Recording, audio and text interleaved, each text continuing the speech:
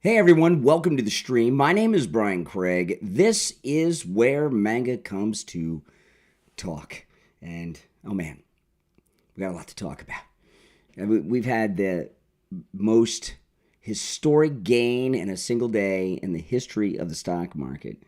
So I'm very curious to hear the Democrat reaction because they've been melting down on the phones over this all week long. We will be live on the air in 30 seconds. This is my first coffee of the day, so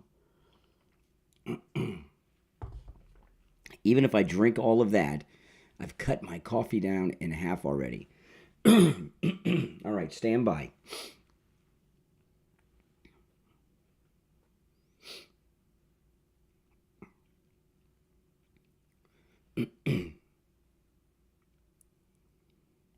Welcome to the program, everyone. My name is Brian Craig. You are listening to Florida's longest-running radio show, The Steve Kane Show, on the radio since 1977, celebrating 48 years on the radio. Okay, we've got a lot to cover today, but of course we're going to talk about the stock market. Yesterday, let's see here. What's the exact gain that we got yesterday? Yesterday, the Dow Jones Industrial Average gained 2,965 points, which is the largest single-day gain in the history of the market. Now today's show, this will be an interesting thing because it's Thursday already. Can you believe the week is flying by? It's Thursday already. So we've had 3 days this week of Democrats calling in a complete panic about the Dow Jones falling, the stock market dropping, 401ks dropping, retirements, all this stuff. They've been obsessed. They've been in a panic. So now that there's been record gains, they should be relieved and grateful, even these never-Trumpers, if they really cared about the stock market dropping, they should be very grateful that Donald Trump gave the single largest gains ever in the history of the market on one day. Now, I don't imagine we're going to hear that. It'll be kind of like the egg prices. They were griping about the prices of a dozen eggs. He took care of that, and they just stopped talking about egg prices. So they'll try to ignore the Dow Jones gains and everything, but it's there. And what President Trump is doing, and this is very obvious. I'm sure everyone's going to pick up on this. The left, because their whole reaction is based on no matter what event happens, how can we phrase this to be against Trump? And because of that, they don't see what's really going on. So all the countries that are sending negotiators to negotiate fair trade deals, and there's over 70 of them, it could be 100 by now, Trump lifted the tariffs so that they could have a negotiation, right? And that's what he did. But there's a bigger thing that he did. And the bigger thing that Trump has done, because at the same time, he raised the tariffs on China. And China's raised them on us, so there's a trade war with China. What he's done is isolated China from the world. And President Trump, without anyone realizing it, he knew what he was doing because he thinks 5-10 steps ahead of everyone else, okay? But what he's done is put together a coalition, an economic coalition of friendly countries led by the United States against China to break China's unfair trade practices. That's it. That's it. And China, who's completely out of control and very arrogant, may double down again and quadruple down and then quadruple down. Who knows? But they're not going to win. See, the thing with China, they're not an economic power. I know they say they're the second largest economy. We're the number one. But we are number one by so far. We're so far ahead of them. We're not even in the same league by even, like we're the pros. They're not even they're a street team compared to us. Okay, if we're the pros. So they're no competition for us.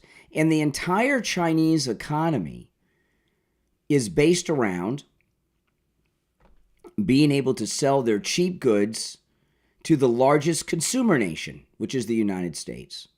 And now that the largest consumer nation and the largest economy, the United States, is leading this international economic coalition and has isolated China, China's in trouble because we're going to deal with pretty much the rest of the world except for China. So what's China going to do? Well, hopefully they don't do what they did last time, right? We know what they did last time, a few years ago. You never know with China. But I know with Trump, Trump knows exactly what it is he's doing. He's dealt with China before. He knows what they're capable of. He's been talking about China and the inequality with the trade practices for 40 years on American television. Back in his celebrity days, he would do interviews on Oprah, Rona Barrett, Sally Jesse Raphael, Phil Donahue, all the oldies. And he has been talking this way about China for 40 years. And now's it. That's it. He's doing it. And he did it. And it's absolutely amazing what he did yesterday. So your thoughts on that certainly are welcome. And Democrats, you are open to call in and credit Trump for his brilliance. Now, Jesse Waters last night, he opened his show. Let me play this because he was right on the money. This is Jesse Waters last night on Fox. Trump told you this morning it was a great time to buy. Did you listen? If you did, you're rich. The markets right now are extremely good. The stock market had its best day in American history. The president announced he's pausing reciprocal tariffs for 90 days on every country and dropping all tariffs to 10% on all countries except China. China just got hit with a 125% tariff. They're the only country that lost, and they lost big. Yeah, okay. Yeah, exactly. And they're completely isolated now. And here's the thing with China. Okay, all of these dictators around the world, it's about two things: power and the money, right? Gangster's paradise. But it's mainly about, these guys are under a lot of pressure financially. There's a lot of Chinese billionaires and millionaires and very, very powerful Chinese companies. And these guys are not going to sit around and lose and let this continue. So they're going to be putting a lot of pressure on the president of China, on the Chinese government, to settle this, to come to some type of agreement. And, you know, Trump's got two big negotiations here going on. China, that's going to happen. Or not yet, because they're playing hardball, but we'll see. And Iran. And these are America's biggest enemies, China and Iran. And he's taking on both of them at the same time. But he understands, and this is how he's going to handle Iran too. Everything is about money. That's how he got Kim Jong-un to play ball in his first term. It's all about money. These guys, they have a lot of money. They're rich. They need the money to keep coming. They got a lot of wealthy, powerful influences in their country that want to stay wealthy. So they got to answer to those people. They've got countries to run. They need money for that. He knows exactly what it is that he's doing. So just like we had this largest single-day gain yesterday, just sit back and relax. Trump knows exactly what it is he is doing. All right, now our number is toll-free, 1-888-465-2631. It's a toll-free call no matter where you are calling from, 888-465-2631. You're on the air. What's your name? Where are you calling from? You're on the air. What's your name? Where are you calling from? Oh, hey, Brian. It's Joan in Tampa Bay this morning. How you doing? All right, Joan, what's up? I sent you a link earlier this morning, China Business, an email. They're flipping out. They have so much product that they can't ship because they can't make any money on it. Yeah, and a lot of those, and I'll tell you something, a lot of those products are, sorry about that. A lot of those products are perishable. They'll rot and not be, Yeah, all these businesses businesses in China are going crazy because they can't even put people in the factory because they can't afford the tariff. Mm-hmm. He's bringing China to its knees. That's right. That's right. You know, the man is unbelievable. Oh, and Schiff, he's saying Trump did insider trading. Don't even talk about that. I know, that's his thing. He wants to launch an investigation into the Trump cabinet to see if they profited if they own stocks, they profited because everything went up yesterday. Yeah, but the thing is, he posted on Truth Social, today is a good day to buy. So he told everybody, there's no insider trading with that. Well, you know, Schiff's getting even for that swipe that Trump called him watermelon neck the other day, remember? So he's getting even. Oh, yeah, well, I don't know when he does that. He just calls it like it is. But yeah. Like I said, I called in yesterday and I said, I'm holding on to my stocks. I'm not selling. I'm not nothing. I'm just holding on. And you guys said, you know, yep, that's the thing to do. And now I'm back up again. So it don't matter to me, you know? Yeah, I know. This is awesome. This is awesome.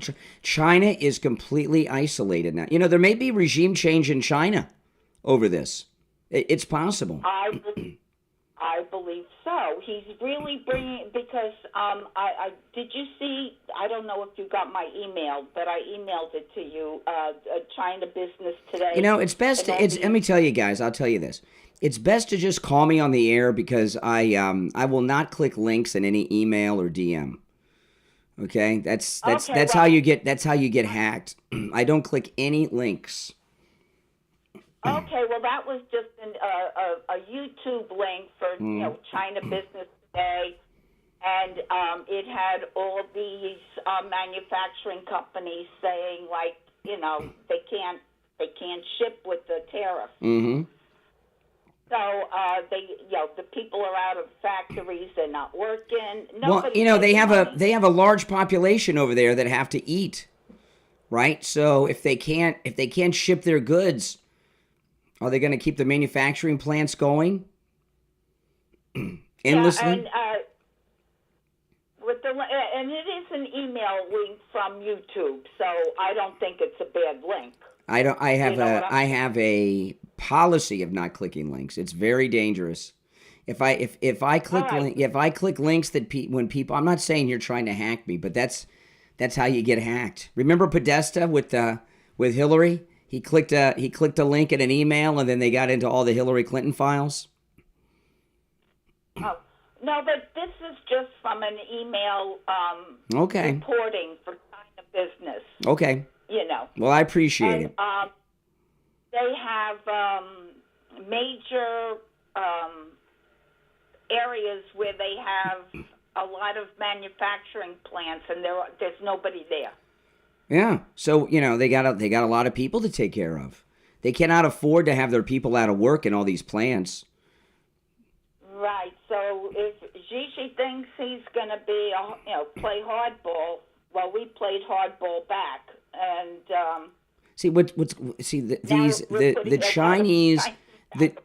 the Chinese millionaires and billionaires are not going to put up with this for too long. They're just not. I don't think so. Mm-mm. And you know what? Trump's got the art of the deal going on. He is just... Well, you know, when he lifted these tariffs on all the countries that are negotiating, right, on everybody, he put together, without anyone realizing it, this incredible international economic coalition led by the United States against China. And it's absolutely amazing. Nobody even knew he was doing this. And he did it. The man is a genius. Mm-hmm. That's right. That's right. All right, Joan, good to talk to you. All right, take care. Now, if you're on hold, hang in there. We'll take our first break of this Thursday and be right back.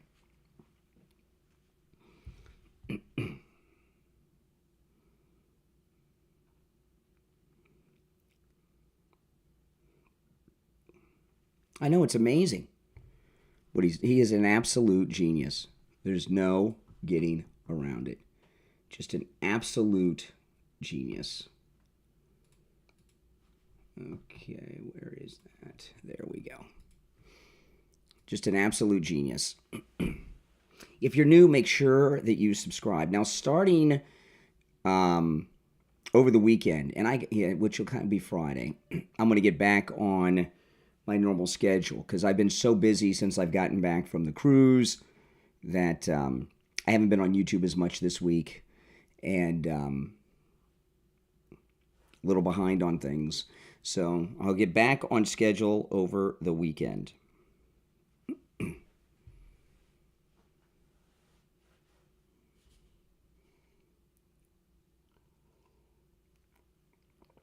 Well, those of you that are taking issue with me in the chat, the toll-free number to call in is pinned in the live chat. You're welcome to call in. It's toll-free number no matter where you're watching. All the calls are screenless.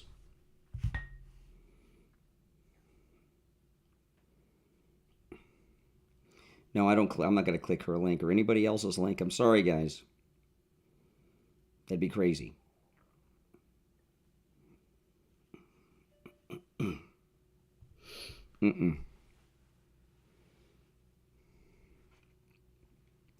If you are on hold, stand by. I'm taking my kittens in to get fixed this morning after the show. I feel bad for the little guys, but it's got to be done.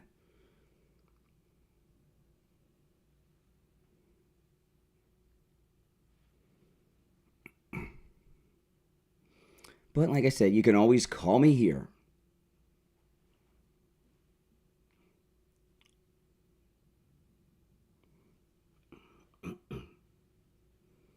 We'll be back live in 1 minute, so if you're on hold, hang in there. Two brothers from the same litter. Pepsi and Coca-Cola.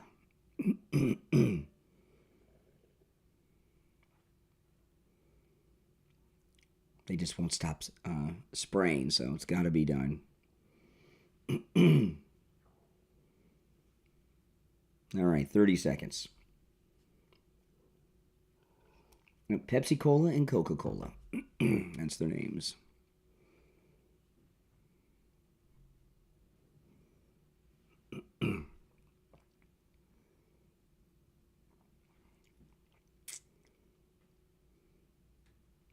Here we go. 10 seconds.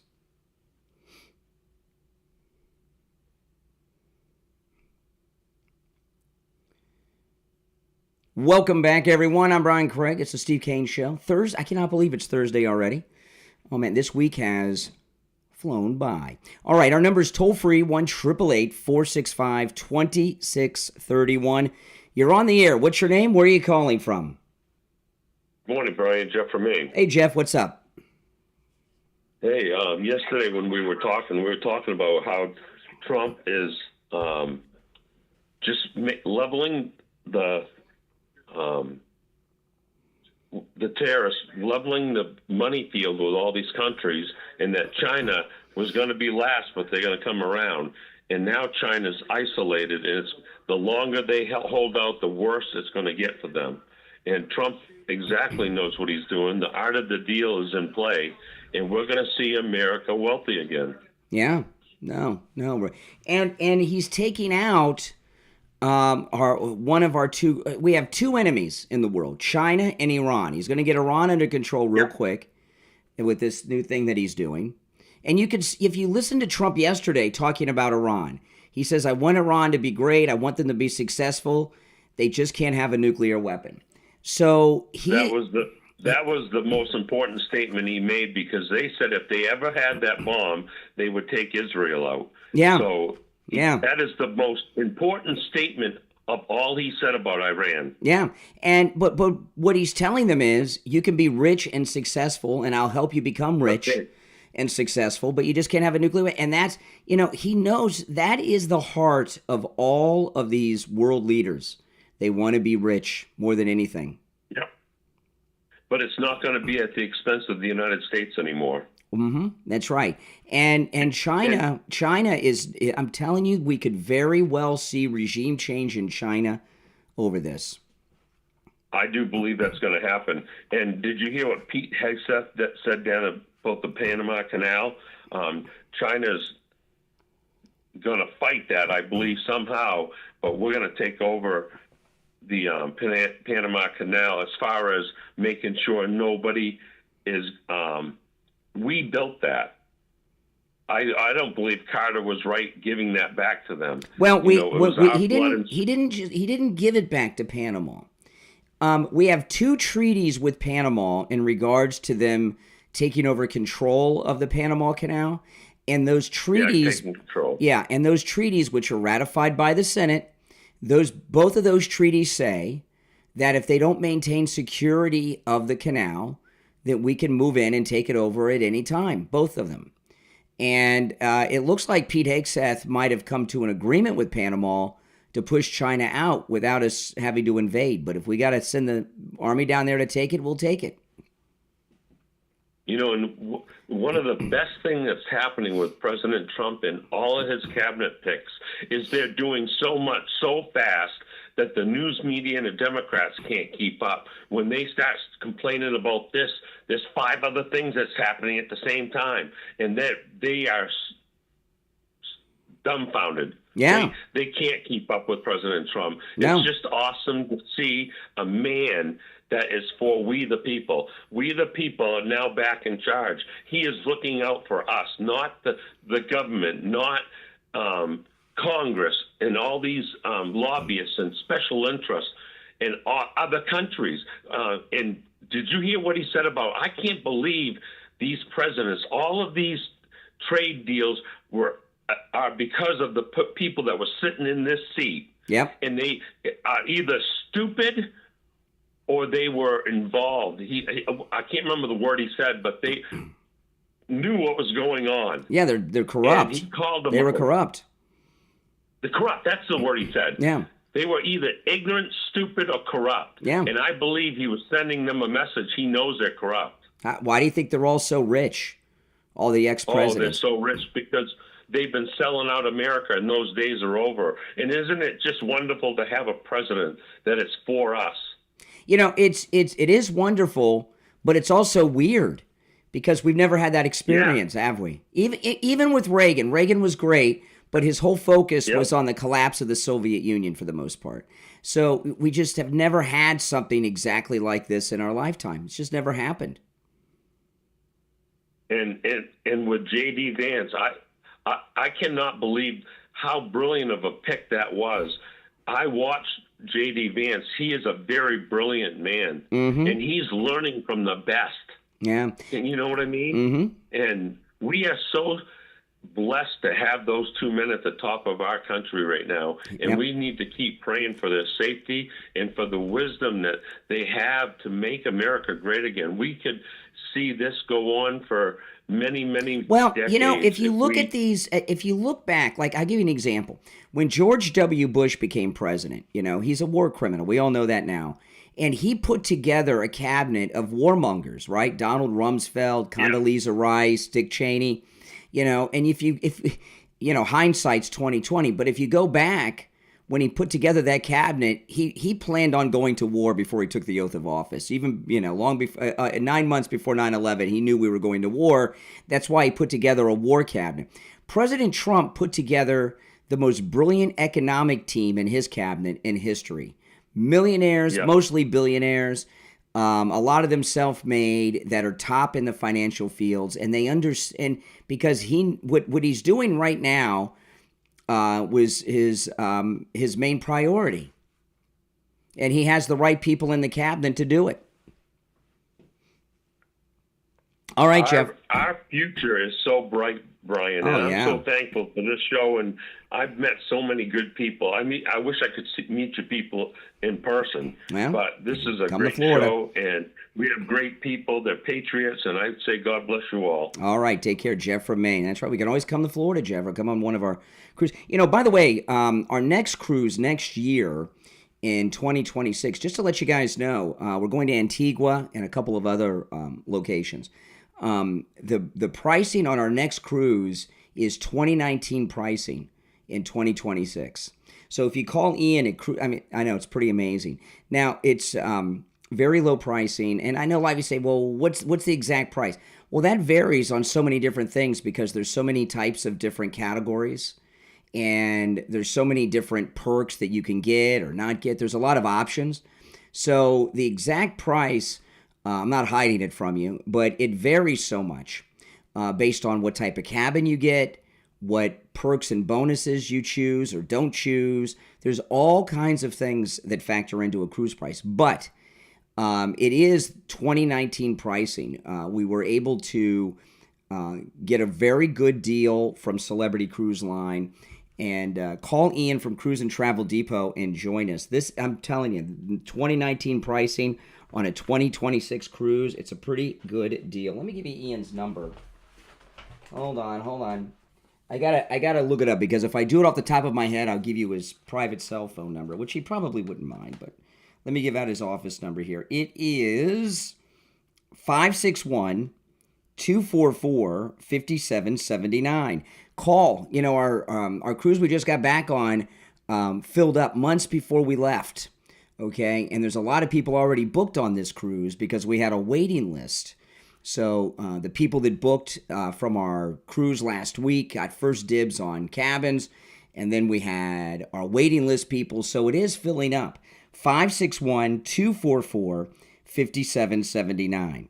561-244-5779. Join us on our next MAGA cruise. I'm Brian. It's the Steve Kane Show. We'll be right back.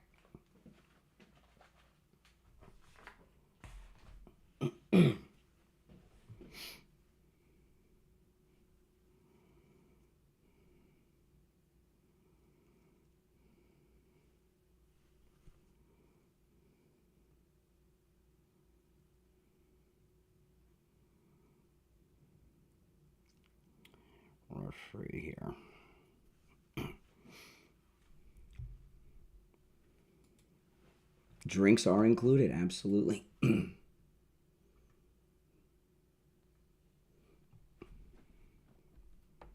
yeah, I gotta play this because I'm very confused what that means.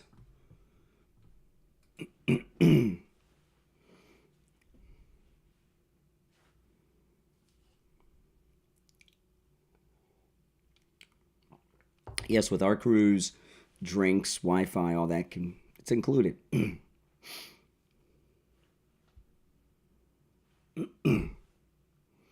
We don't do one of those things where, you know, you get a low price and then you get nickeled and dimed on board. A lot of cruise lines do that.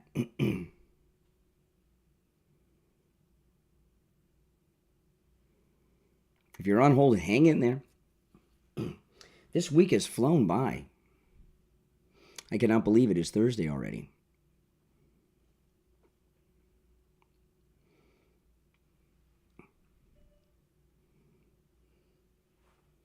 Okay.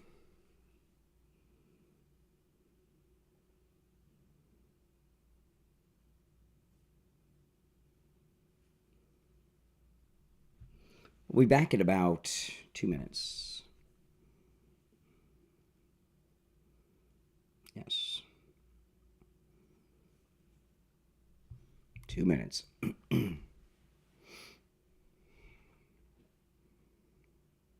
All this winning. I know. Sick of winning yet? I'm not. You could never win enough. Make sure you subscribe if you're new, guys. Now, as I was talking earlier, over the weekend, I'll start getting back to my normal schedule here on YouTube. I've been overwhelmed since I got back after a week off, so I've not been on YouTube too much. And I'll start my podcast up tomorrow, Friday.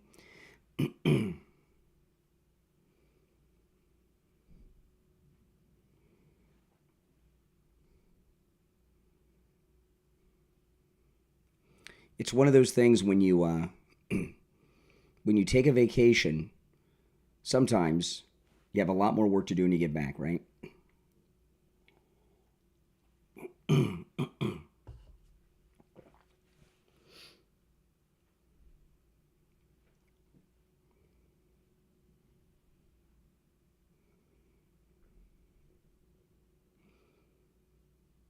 In about 35 seconds.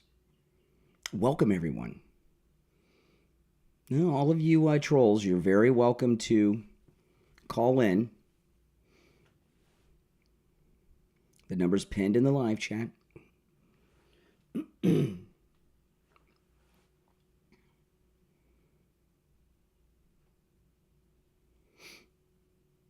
Denmark.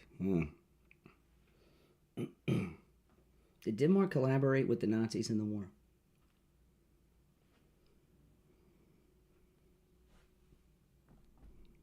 Welcome back, everyone. I'm Brian Craig. You're listening to The Steve Kane Show, Florida's longest-running radio show, as we are celebrating President Trump giving us the greatest single-day gain in the history of the American stock market. That's amazing what he did yesterday, especially after the left and the media have been trying to cause this economic stock market crash all week, and then boom, to the moon yesterday. All right, so let's go back to the phones in this day of celebration. 1-888-465-2631. You're on the air. What's your name? Where are you calling from? Hey, Brian, this is Ty from Arizona. Man, good morning to you. Hey, Ty, what's up? Hey, man, I just wanted to say, man, I am loving what Trump is doing. It's like he's Robin Hood right now. He's taking from the rich, giving opportunity for the poor. This is awesome. I'm not tired of the winning. No. It's amazing. No. And you know, this move that he made with China is so brilliant. You know, this is an economic war. You know, when you look at past, like I remember the Gulf War in 91, it took Bush 6 months to put together a coalition against Iraq after they invaded Kuwait.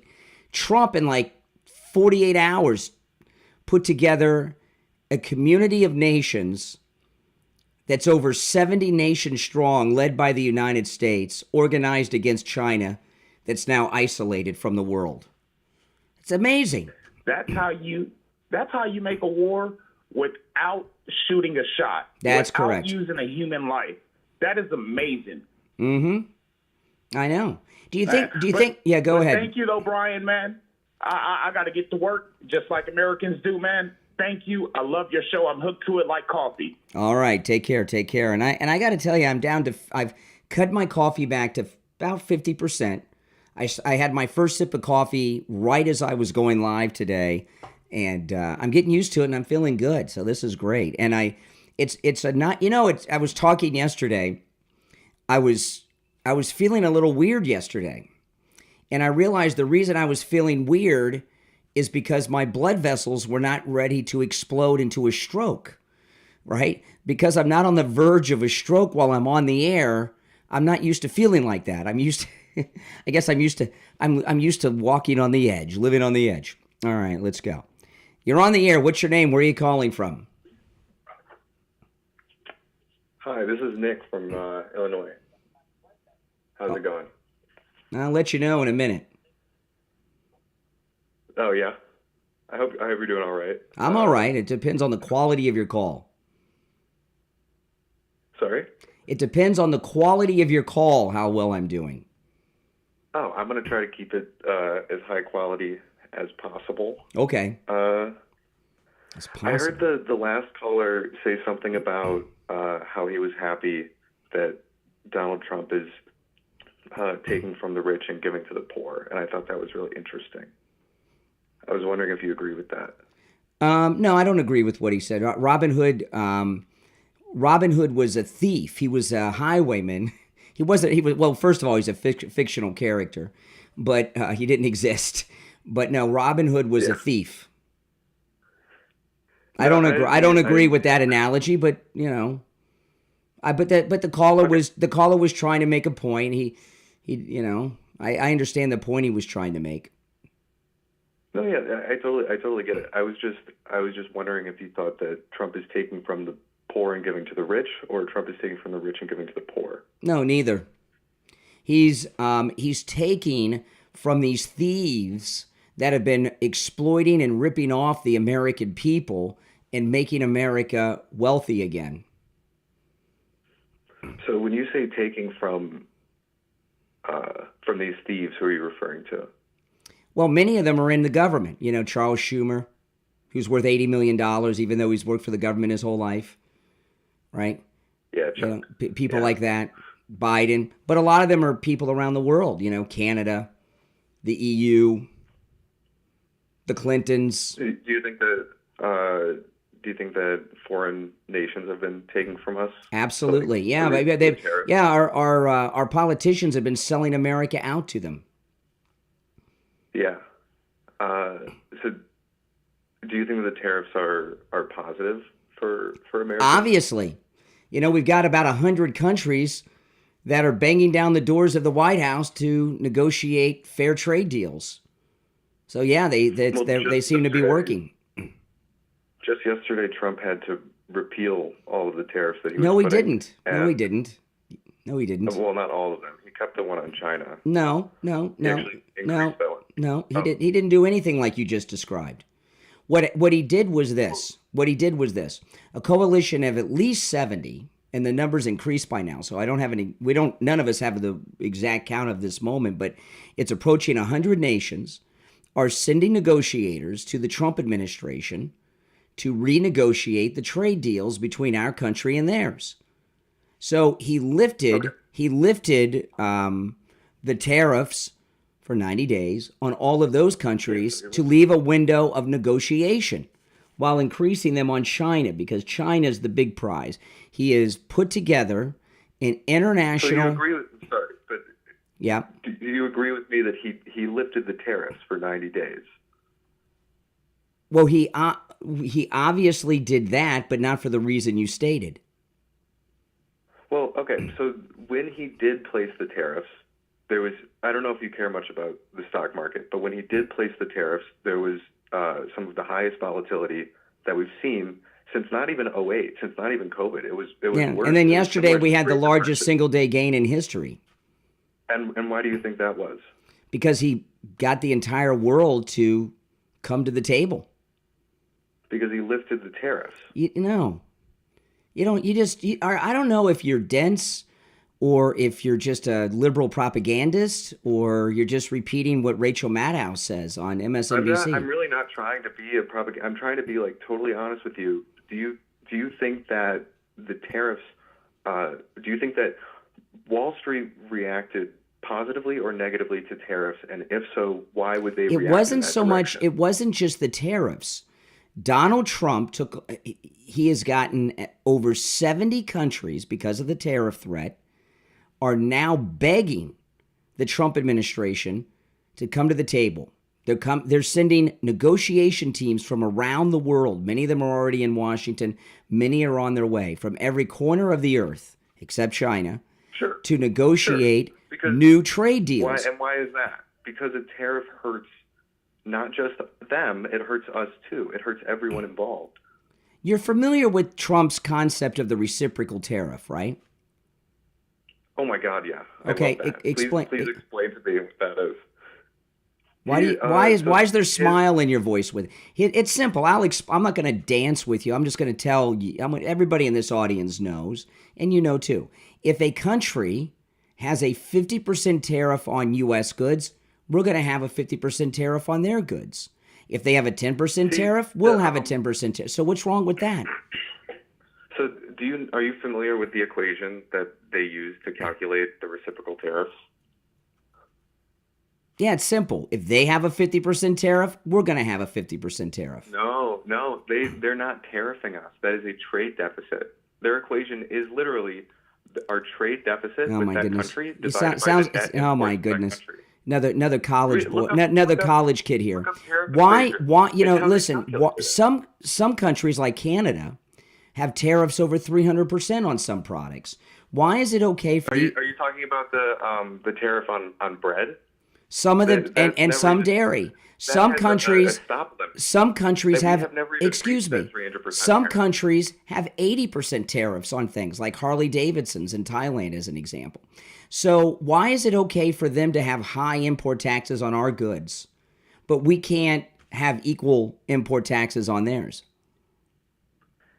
what we are reciprocally tariffing. What? Let me ask you a question. I got a question for you. I've answered a bunch of questions. I've answered a bunch of your questions. What's the greatest country in the world? I love America. My favorite country in the world. And that's why I didn't. No. Hold on a second. I didn't ask you what country you love. I said, what's the greatest country in the world? America is the greatest country in the world. Why? I love the nation I was born in. Why? Because we have the freedom of speech. We have the right to bear arms. We have the freedom of religion. We have free trade. Okay, free trade. Now, what does free trade mean?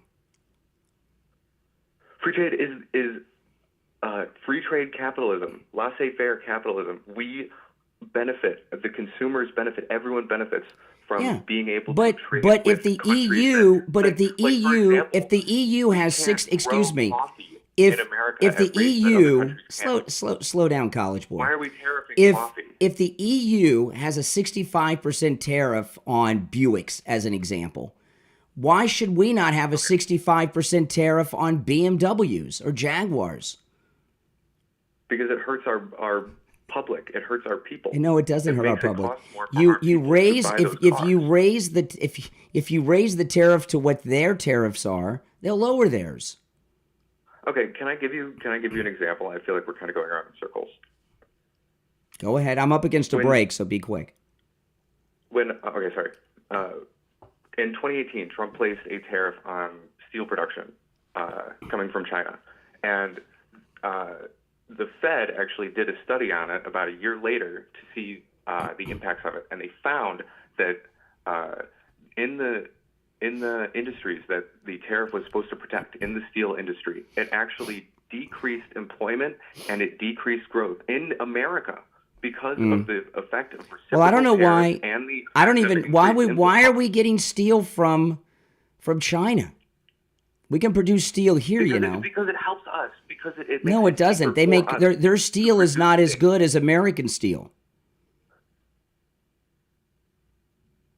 Then why would we buy it for? Because we have a bunch of stupid, sellout, corrupt politicians that have been selling the country out. Hey, listen, I got to run for a break, but I like free markets? No, because they only go one way. It's free for them, not for us. Free market in the US? I gotta run. But hey, listen, it's good talking to you. We'll talk again sometime. All right. Take care. We'll be right back.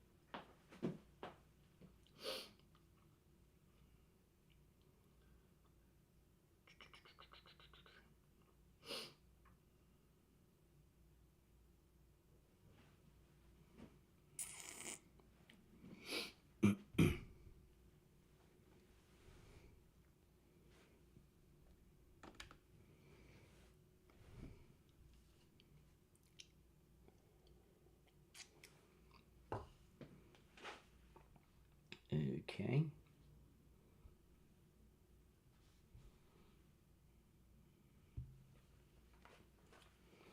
Welcome. If you are new, make sure you subscribe, all right?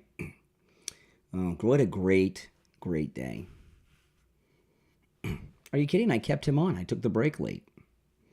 I only let him go because it was break time.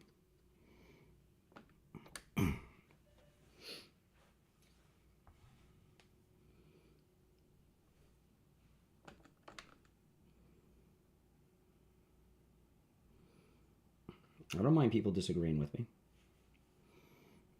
If I did, I wouldn't have screenless calls.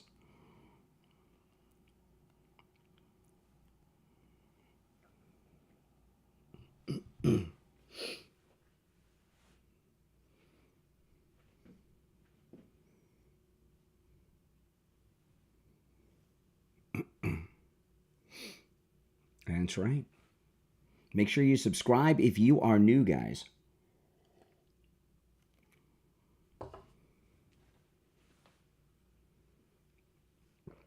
Welcome. Pamela, just subscribe. Welcome, Pamela.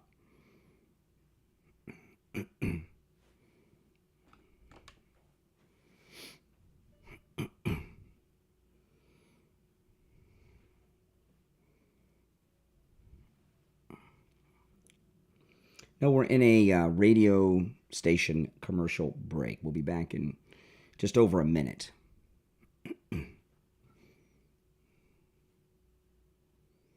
Trump's main target's China. Yeah, I know. Everything upsets Democrats. That's right. Stock market's down, they're upset. Stock market's up, they're upset.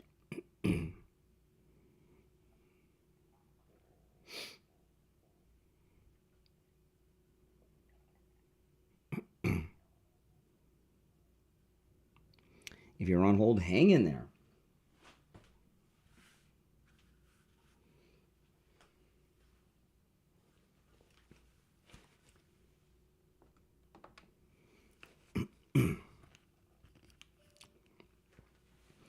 We'll be back in 20 seconds.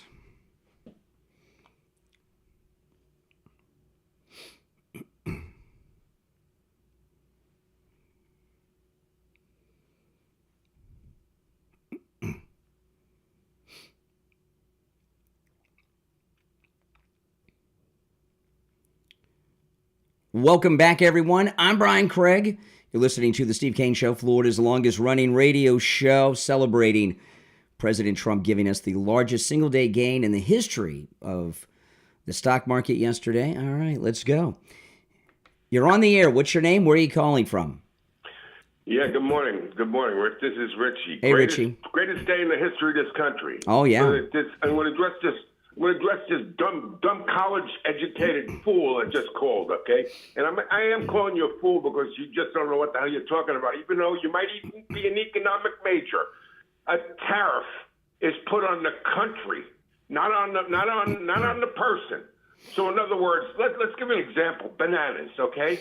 If there's a 35% tariff on a country that's sending us bananas, they got to pay that 35%. The assumption is that they're going to pass that increase on to us when we buy the bananas, but that's not true. Because if you see a banana's going up 35%, you say, I'm not going to buy those bananas. And guess what happens to those bananas? They rot. Yep. And then they can't sell the bananas. So what does the country that got taxed 35% do? They either don't send us the bananas, and then they lose the biggest market in the world. And that's why or the bananas rot and they're stuck. Yeah. So they don't want to do that because we are the biggest marketplace in the world. And that's what President Trump knows. He knows we consume 25% of the world's of everything. That's right. Why do you think that all these countries, except for China, which is really stuck now, why do you think all these countries are coming running to the White House? Please, President Trump, don't do this to us. Yeah, exactly. Why do you think that? And people don't realize another thing, okay? And this is the greatest thing in the world. Trump, we weren't in this position 2 weeks ago. President Trump, if he had said, by the way, right now he's charging everybody for these 90 days 10%. Before we were only 2%, and you know that 10% they're saying to our country, thank you. Please don't do any more. We got to negotiate. So for the next 3 months, we're getting 10%. Now, if he had done this prior to all this that went on, the stock market would have took a total dive. But what he did yesterday was, like you said, he asked for the highest thing, and then he goes down to the bottom. The stock market went crazy and went up like what Trump always does is ask for at least 3 times what he really wants. Always. Exactly. China, and he made China look like an idiot. China's on the outside looking in. What's going on with China? It's almost like there's an international embargo against them. They're completely isolated. And if you Trump did this. Yeah. Trump did this. And Trump is a genius. And I'm telling you, People don't. I'm telling you, these billionaires in China are not going to put up with this. There's tremendous power with those billionaires over there in China that they're putting on the government. And we very well could see regime change in China over this. Well, the greatest president in the history of this country, the greatest negotiator, and the mud on the Democratic, he folded. He didn't fold at all. We weren't getting 10%, folks, from every country. No. We were getting 2%. That's right. So now now on top of him raising the tariff for 90 days, they're come running to him, please don't do any more, we'll negotiate. This is a genius in the White House, and people ought to realize that. And like I said, you don't have to buy those bananas if they raise them 35%. Yeah. I'm sorry. Yeah. You quit coffee. I love coffee. They raise coffee 35%. I won't buy the coffee. I suffer with withdrawals. Yeah. It's not like there's a gun to your head. Well, you got to buy it. That's right. All right, Richie, I appreciate the call. And, Rich, everything. I agree with Richie. He made some points. You're on the air. What's your name? Where are you calling from? I'm sorry. You're on the air. What's your name? Where are you calling from? Yes, hi Brian, it's Laura. How are you? Hey, Laura. Hi, I just want to say about this college student. I don't know, maybe he's not, maybe he is. No, I've just given him that nickname because what he says is just gobbledygook out of economic college textbooks. Yeah, the thing is he doesn't know. He didn't take all the tariffs. It's everyone 10%. Europe, every country 10%. Yesterday, it was the deadline to go to 20%. So President Trump said, okay, because they came to the negotiation table, and they didn't rise like China did to United States, so I'm going to put a pause for 90 days, but every country on earth still has to pay 10%. That's right. And they're super happy, That's right. Because they thought it's going to do 20%. So no, he didn't take, because his argument was, oh, you see, he took all the tariffs out. No, there is still 10%. Yeah. For everyone. That's exactly right. So so there is 10%, and then it gives time because there's so many countries that they are coming, so he doesn't have time to negotiate quickly. So he gave 90 days, and everyone they're gonna come and or he takes off the 20%, or maybe he adds, depends on the negotiation of each country. No, you're exactly correct. He gave them a reward for coming to the negotiation table. That's it. Yeah. And and if they don't make good at the table, that it goes up. Exactly. Everybody knows that this. Is why the Everybody knows this. 10%. Listen. The these liberals, right? You don't hear them complaining about egg prices anymore, do you? All they do is look for something that they can say it's negative about Trump. They have no credibility.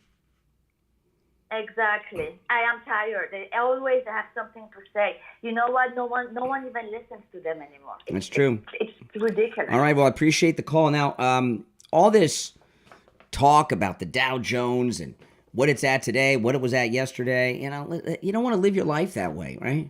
If you don't want to live through stress and you want to have a stress-free life when it comes to your retirement, you want to call Jupiter Joe Thomas. You want to get involved with annuities, because with annuities, your nest egg, your money is always safe, regardless of what happens in the stock market. A lot of you out there, you have 401ks, IRAs, stocks, bonds, mutual funds. There's all kinds of things people have. But you know what? None of them guarantee you an income stream for the rest of your life. Annuities do. So give Joe Thomas a call. He's offering free phone consultations, which you can take advantage of no matter where you are located. All right? He'll talk to you, ask you some questions, and then he's going to put together a custom proposal for you based on your situation, your needs, your goals. Give him a call, 561-743-0999. He's coming in studio soon, I think on tax day, which I think is a perfect day to have Jupiter Joe Thomas on the show. 561-743-0999. 561-743-0999. And if you missed the number, just get it off the website, jupiterjoe.com.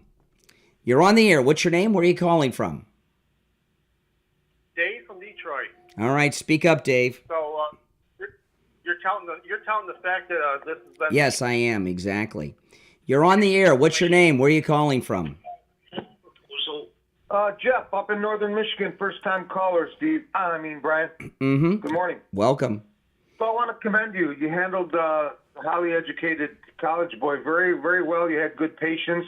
I think he might be reachable. He remained calm, and I think you might be able to reach him. And that's probably what we're all here for, trying to turn this country around, and reach maybe one person at a time. And the way you explain what President Trump is doing to expose China and their unfair trade practices, all these decades, like I said, he's really giving a master class. Yeah. Just amazing. I was watching all night, stayed up all night watching reruns because I missed part of it. Just, yeah, it's pretty exciting, isn't it? A young builder starting out. Pretty I exciting. bought The Art of the Deal back when it came out. Yeah, I don't know why everyone doesn't read The Art of the Deal. Everything that's going on right now is in The Art of the Deal. You just have to read it. Yeah, but I can't remember. I'm going to pull it out of like a tote thing and read it again though. But it was Donald Trump was my idol back then as a developer. He was on the Rona Barrett, Phil Donahue. Who was the black guy that was pimping out Ophelia, the prostitute, the black guy, the real popular black guy talk show host back in the day? I have no idea. He was pimping out somebody? The one she was supposedly dating. Who was she dating supposedly? I have no idea who you're talking about. Sounds interesting though. The black talk show guy. I don't know. Somebody knows. Anyway, there aren't that many of black. I mean, Arsenio Hall, but that he couldn't have been pimping somebody out. Yeah. Arsenio. Well, no, not Arsenio Hall. The one that Ophelia was dating supposedly. Who's Ophelia? Who was he? The prostitute, Camellia Harris. No. You're thinking of Montel Williams. He was dating Kamala Harris at one point. Exactly. Yeah. Right. Montel exactly. Williams. Yeah, that was a long time ago. Yeah. Can I tell you a brief history of steel? And you mentioned. No, I don't have time. China, I'm up against the break. But I know this: Okay, American steel. steel beat the Japs in the Second World War. I don't know why we're getting steel from China. We don't need Chinese steel. You're right. I'm a builder, so I can tell you all about the quality of steel and the Ford Rouge plant where my grandfather worked. Our steel's the best. Listen, I'm out of time. I got to run, but thanks for the call. All right, right. Welcome to the show. All right. 1 hour down, 2 to go. It's the Steve Kane Show. I'm Brian Craig. Back right after this.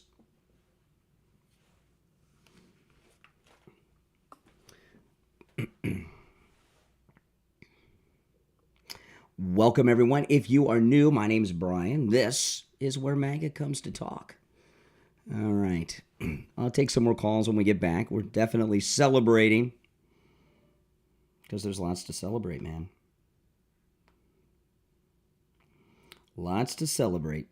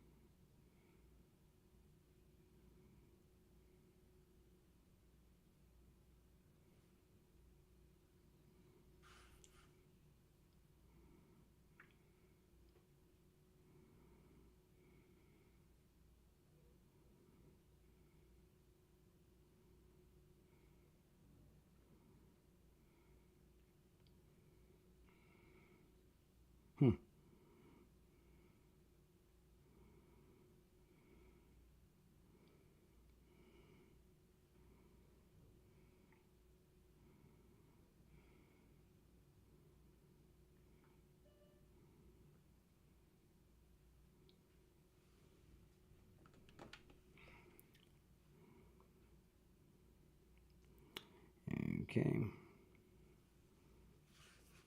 Oh, gosh darn it. Okay.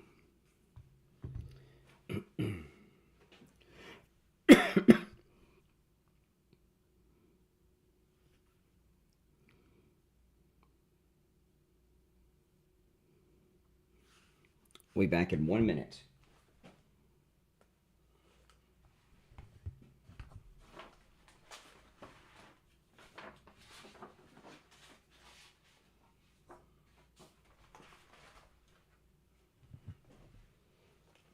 you're on hold, stand by.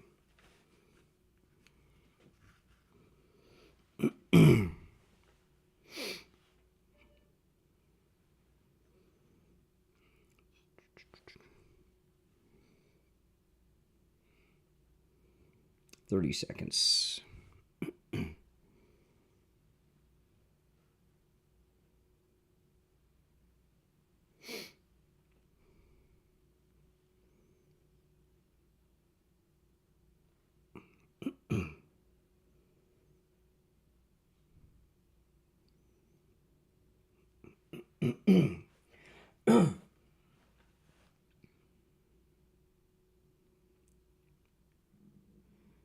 Hour number 2 has begun. My name is Brian Craig. You're listening to The Steve Kane Show. We're celebrating the incredible move by President Trump yesterday. We had the largest single-day gain because of President Trump in the history of the American stock market yesterday. China is isolated.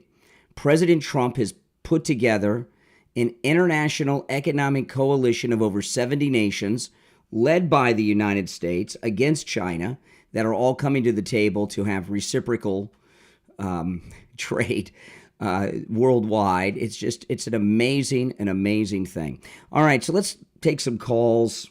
People have strong opinions. You're on the air. What's your name? Where are you calling from? Good morning, Conservative Doug. Hey, Doug.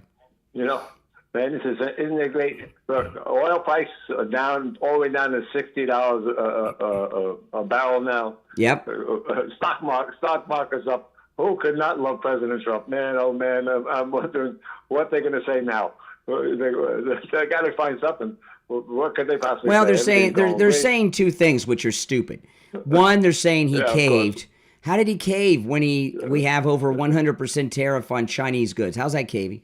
And they got Shifty Schiff accusing the Trump administration of insider trading and market manipulations. It's bizarre. Yeah, well, they got to try to come up with something. But I think by now, the majority of people all know. Yeah, these Democrats are just talk to say something, but mean that there's nothing they're saying that means anything. It's just some lot of nonsense. Because, man, anybody I think that has a half a brain. Got to say, man, this guy's doing what a fantastic job. Now, that's true, but the problem is Democrats have not only they don't have half a brain, they don't have quarter of a brain. Most of them are just mindless. You're on the air. What's your name? Where are you calling from? Hey, my name's Bob. I'm from Tennessee. All right, speak up, Bob from Tennessee. I would like to preface this by saying that here we go, Mike. I'm a complete Doge supporter and a complete Trump supporter. But Howard Stern's penis. Yeah, see, there you go, Mike. Boom. Oh, my goodness. First dump of the day. So if you're on hold, hang in there. We'll wait for the delay to rebuild before we take calls. It's been a long time since I heard the name of Howard Stern from, thought the Baba Booey kind of died off.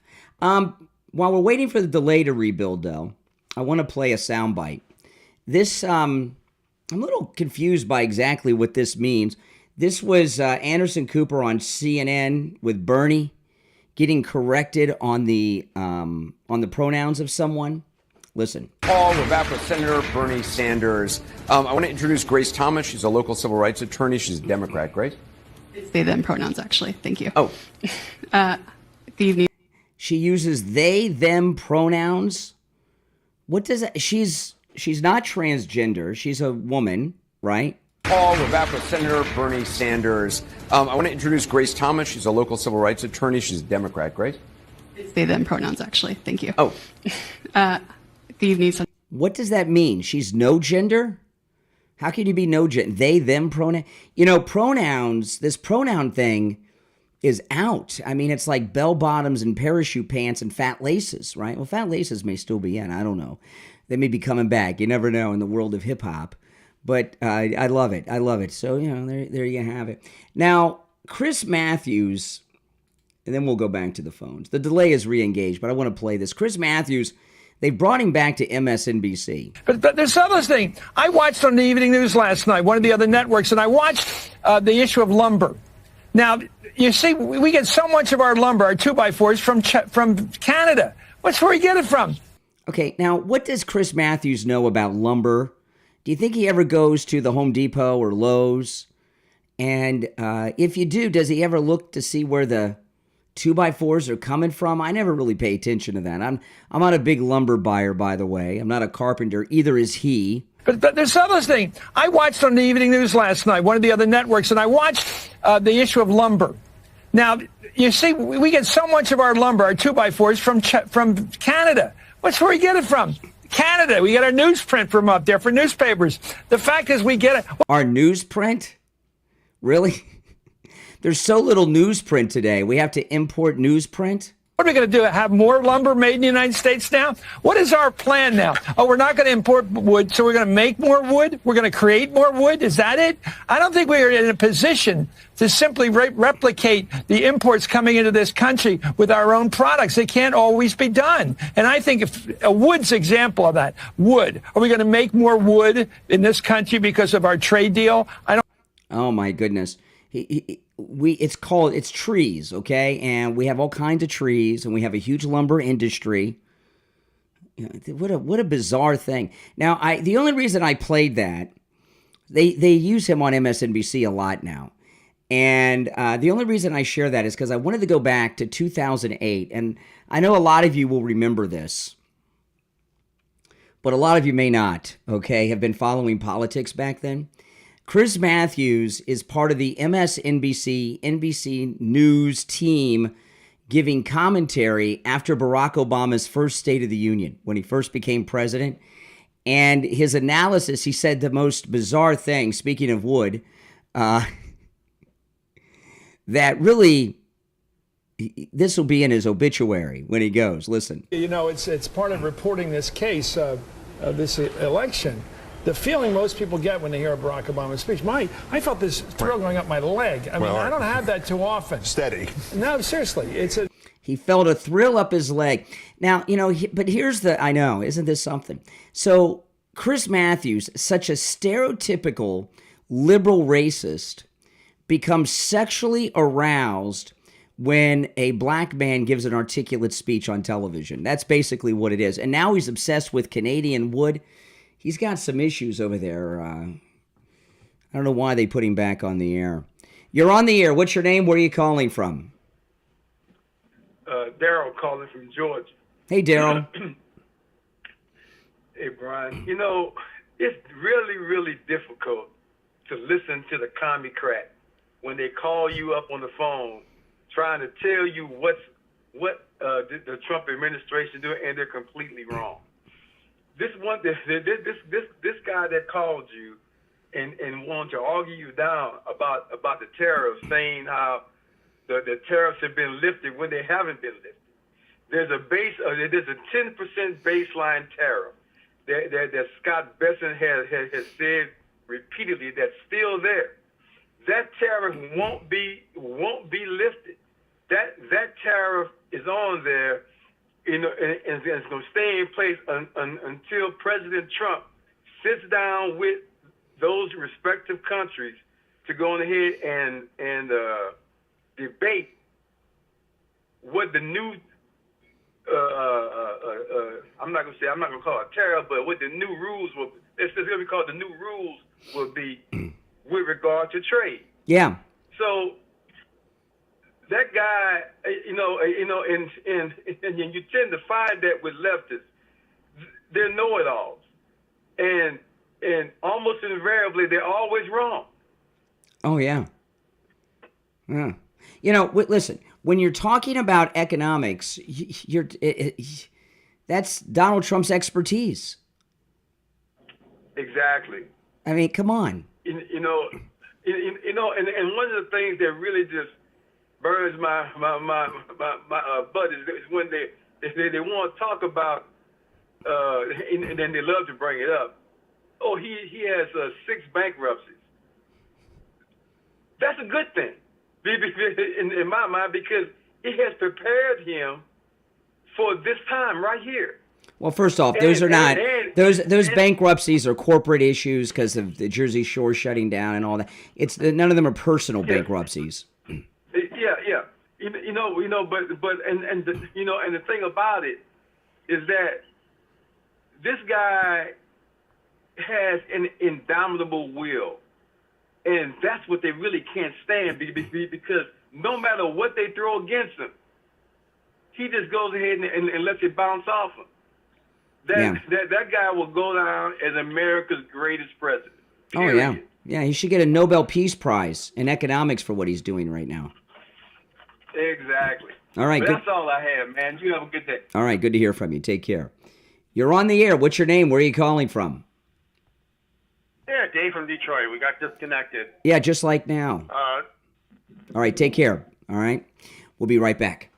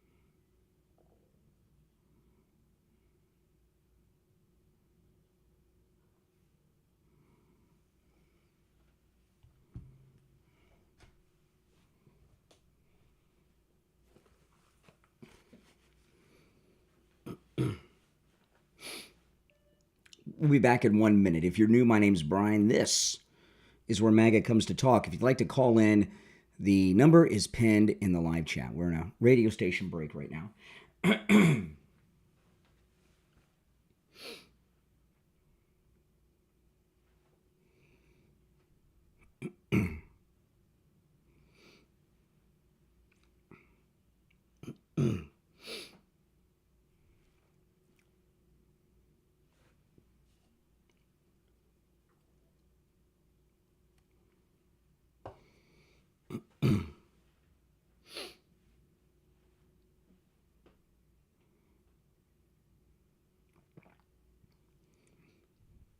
I'm glad you guys notice I've lost so much weight. Look at my neck. I mean,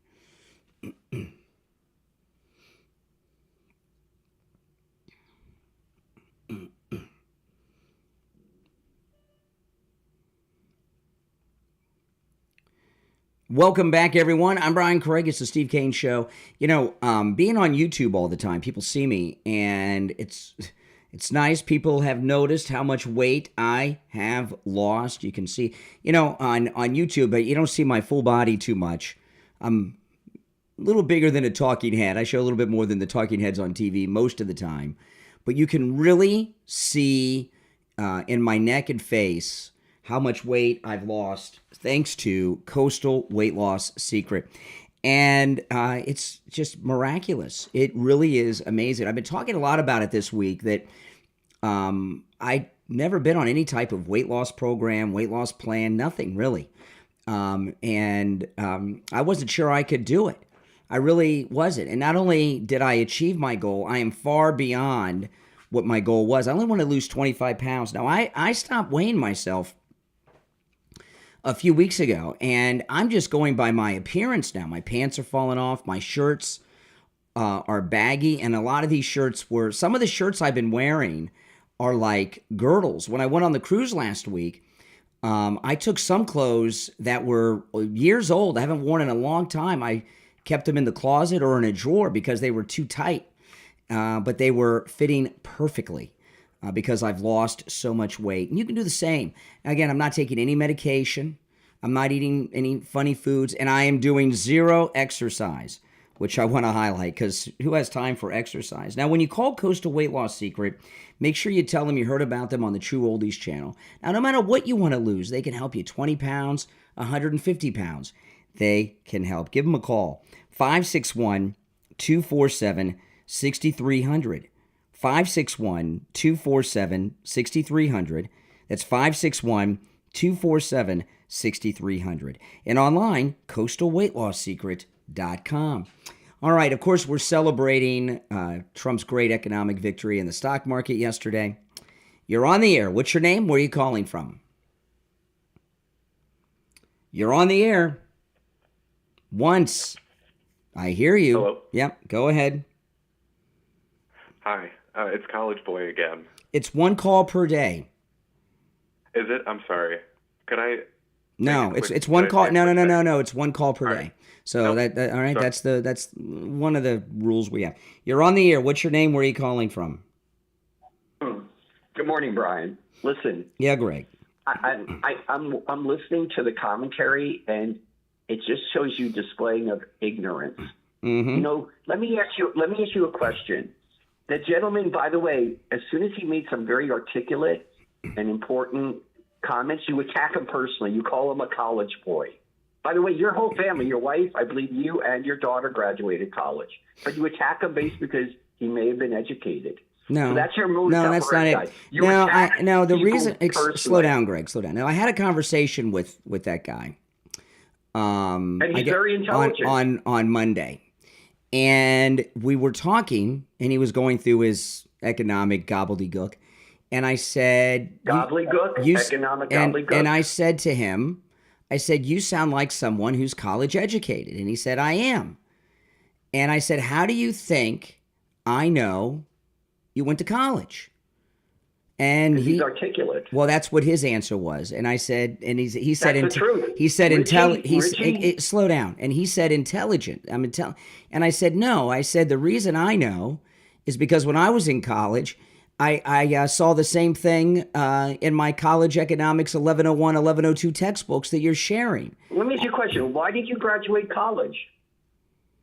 The reason I went to college is because I am I went to college a long time ago, but I went to college as an adult, but you become an adult at a young age. I was in my 20s when I went to college. I went to college because I am in a very unstable field, which I've well established myself and I'm secure now, but then I wasn't, at least not in my mind, and I just had a baby.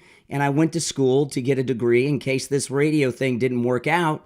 I could teach school to support my wife and baby. Exactly. You went to college because it would improve your life. If this little gig you had didn't work out, you'd have something to fall back on and improve your life. Why did your daughter go to college? To improve her life. Why did your wife go to Florida State? To improve her life. Yeah. If he's articulate, you'd say college boy like it's a derogatory term. It is. No, you should say, listen.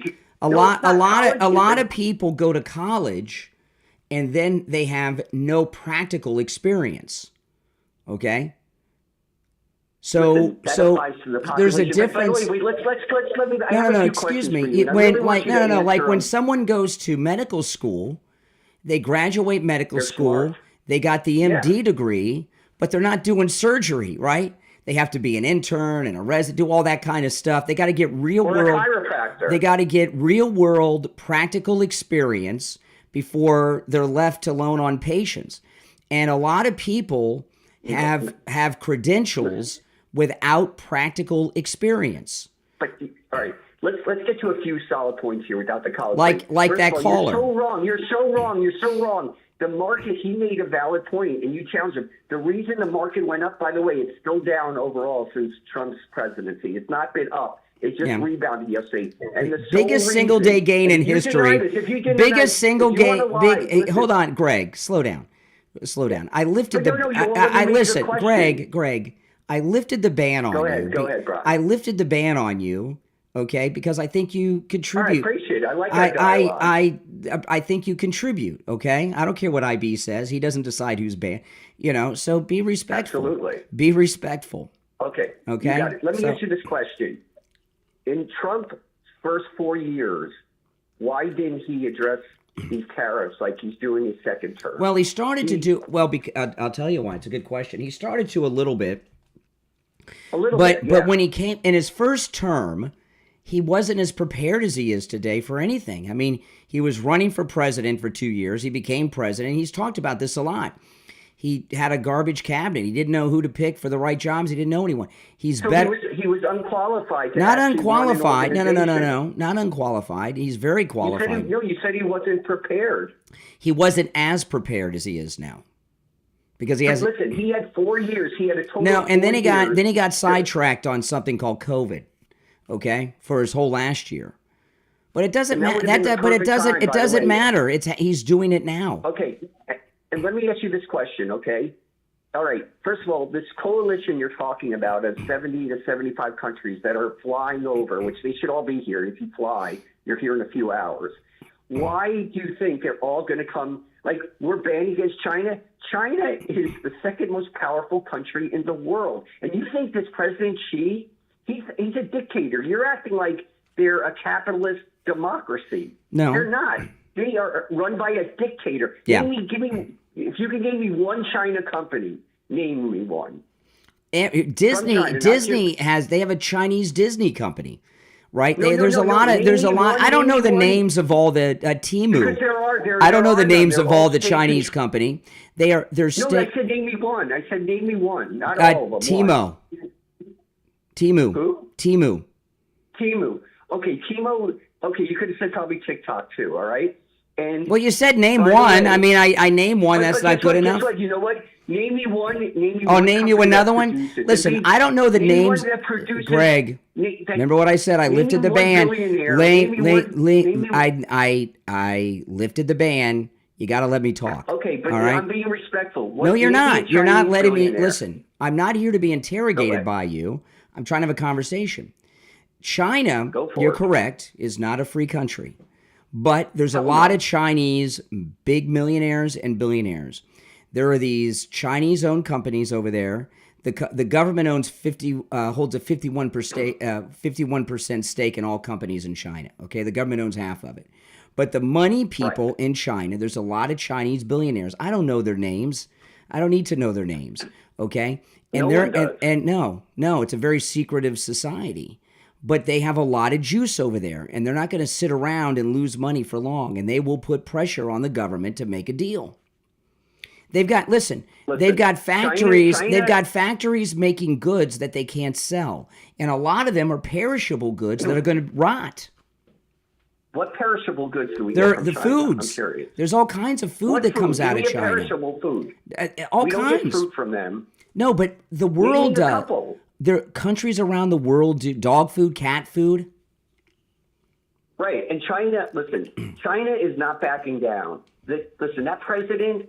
He's a well, listen, your China first policy and make China great again is not going to fly, Greg.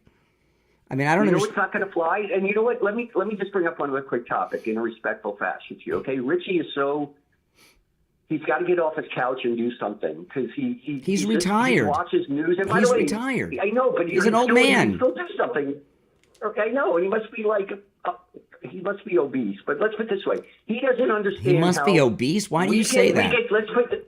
Why do you say that? In his voice. You can hear that he's obese. You said today you heard a caller smiling in his voice. How do you know he's smiling in his voice? There's this in broadcasting. There's if you're recording a commercial, and or you're a DJ and you want to sound happy, you smile while you're talking. Right. It's a phrase called smile in your voice. I'll retract my obese comment. I apologize. You're probably right. Hey, listen, that may be the one thing. I will say this, Greg. That may be the one thing you're right about. When you're a store owner, Brian, okay, you have a company actually producing a product, okay, not a service, a product, which you don't know about producing products like selling them.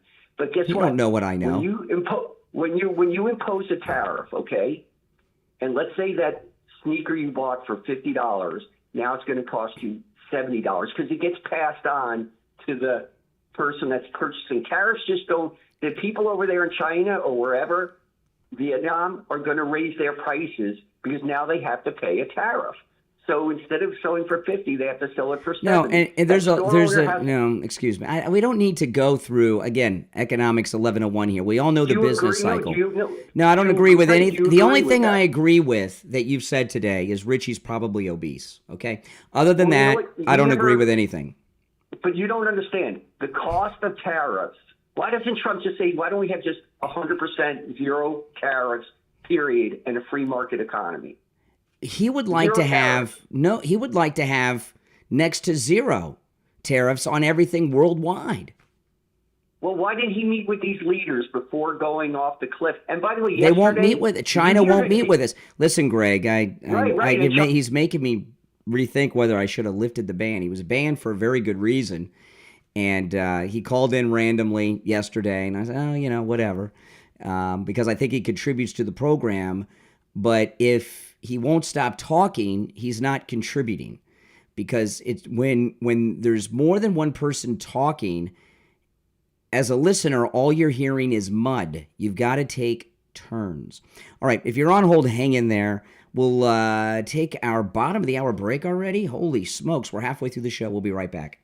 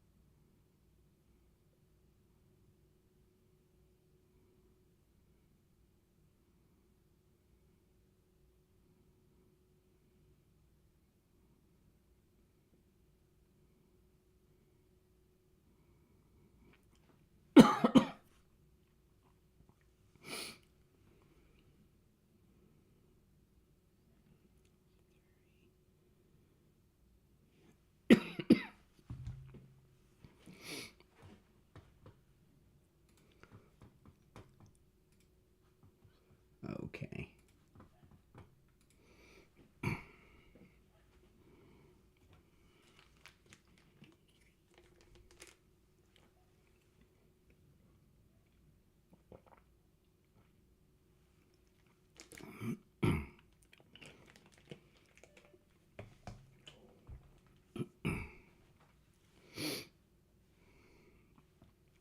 I don't know what that means, Victor.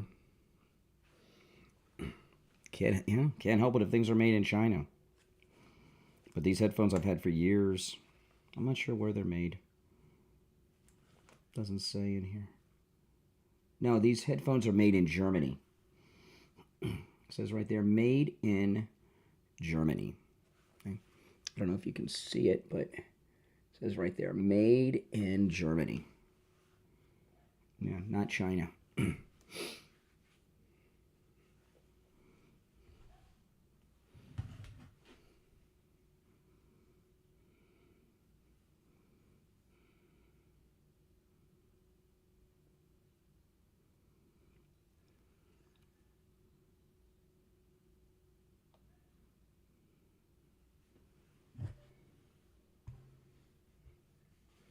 This microphone, I don't know where it's made. I bought this in 98.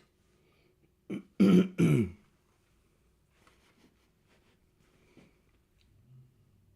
it says. It doesn't say.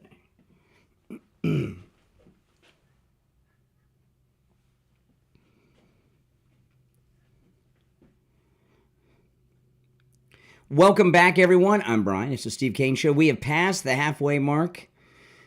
You're on the air. What's your name? Where are you calling from? Hey, Brian. This is Frank from New York. Hey, Frank. How are What's you? up? All right, Frank. I got a question for you from these libs. They protecting so much and worry about China. You know what I think? I think here is the solution. What is the only one section China doesn't give a shit? Oh, my God. There we go. Second dump of the day, Mike. Oh, my goodness. Oh, my goodness. I wasn't expecting it from him. Oh, well, only 2 dumps today. That's okay. This has been the week of the dump with the people with the language. All right, our number 1-888-465-2631. If you're on hold, stand by. I got to wait for the delay to re-engage. I just want to say this about the liberal callers, okay?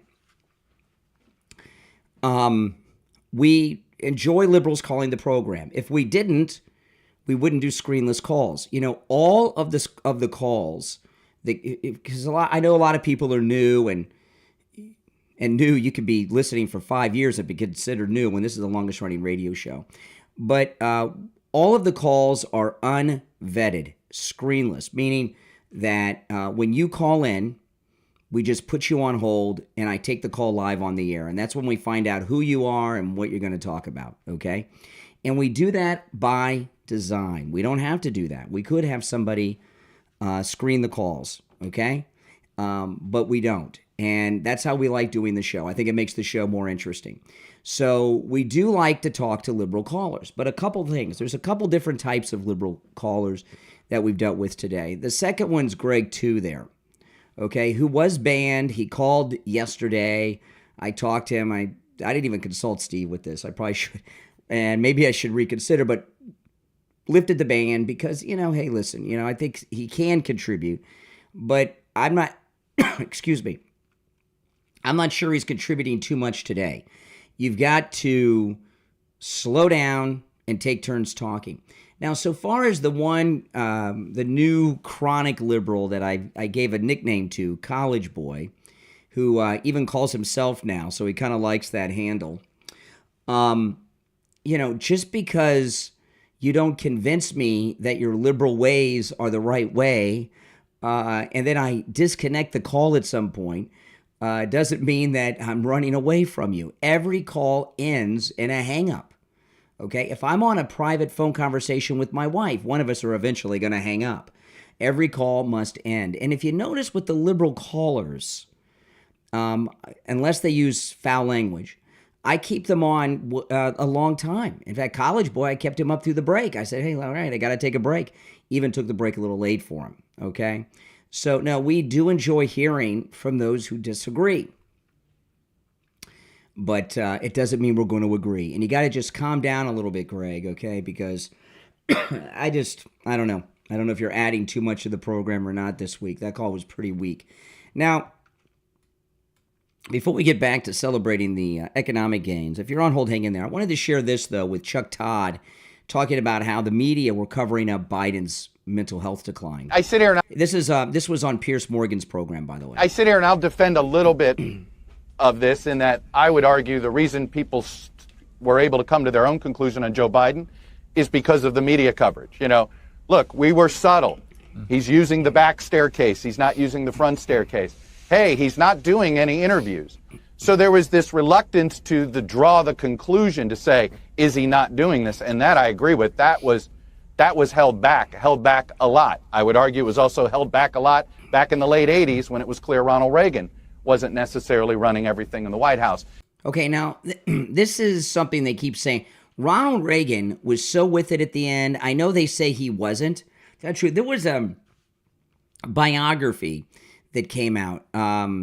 Morris wrote that biography of Ronald Reagan, and he was inside the White House, and he said that he had Alzheimer's and had shown decline and everything else. If you go back and watch Ronald Reagan in his last year, he did a ton of interviews. He was with it like Trump. So don't let them tell you, oh, yeah, we covered up for Reagan, so we covered up for Biden, too. No, there was nothing to cover up with Reagan. That guy that wrote that book claiming that was just a Reagan hater.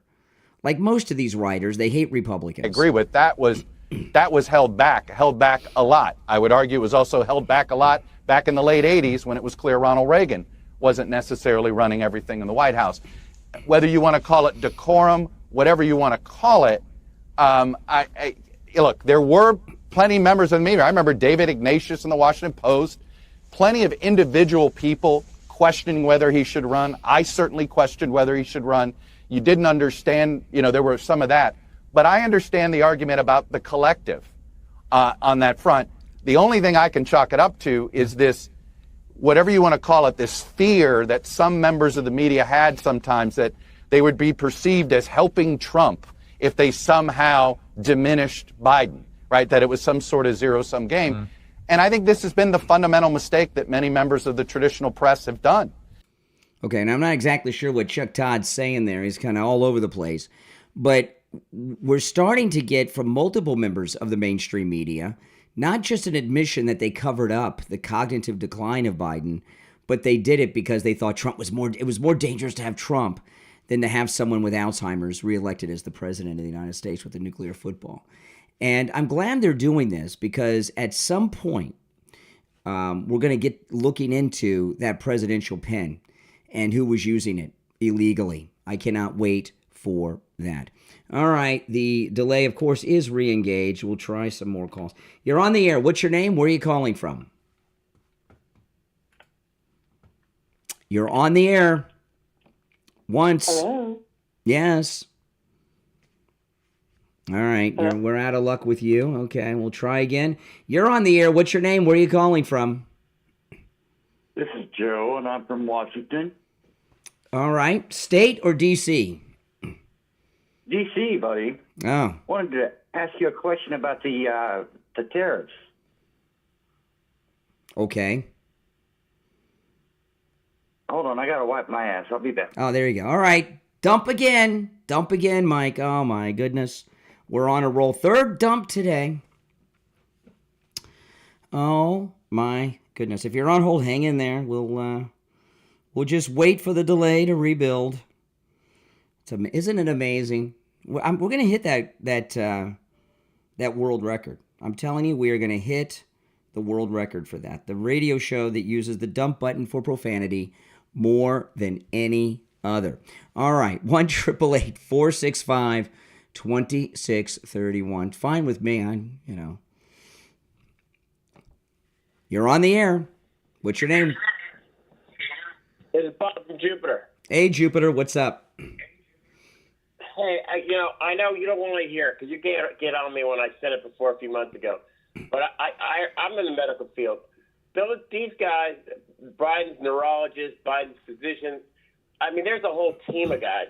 How come nobody ever hears from these guys? They're in hiding. And I would love to see Trump's people go after some of these guys. So you take an oath. When you're in the medical field, it's a serious thing. And when you work with the president, keeping this guy, this puppet sitting there, it's treasonous. It really is, in my opinion. And I wish that everybody would get behind that and find out who these doctors are, because they're obviously tops in their field, and they lied to us. Well, yeah, and they were involved in all kinds of illegal activities. They were hopping him full of drugs to cover up his decline. They were seeing illegal things happening. You're right. Yeah. If nothing else, they should be dragged out and they're. All right, there we. All right, just almost one beat too long. You're on the air. What's your name? Where are you calling from? My name is Kyle, and I'm from Long Island, New York. All right, what's on your mind, Kyle from Long Island? I just find these Democrat boomers hilarious because I'm 25 years old, and I when I was a senior in high school, that's when Trump was running in 2016. So I kind of grew up being a Trump fan, but because it baffles me because like I work now in the oil industry in the Gulf of Mexico, and I still work with a few guys that are like old school Democrats, and they just kind of like baffle me that they're. Well, like, I gotta correct you. You work in the Gulf of what? Oh no, you're right. No, yeah, fucking check me there. Oh my God, there we go. Dump button again, Mike. Oh my goodness. Oh my goodness. It's time for a break anyway. So let me talk about Mike Lind while we're waiting for the delay to rebuild again. Oh man. Oh, I gotta check this out. I just went to mypillow.com.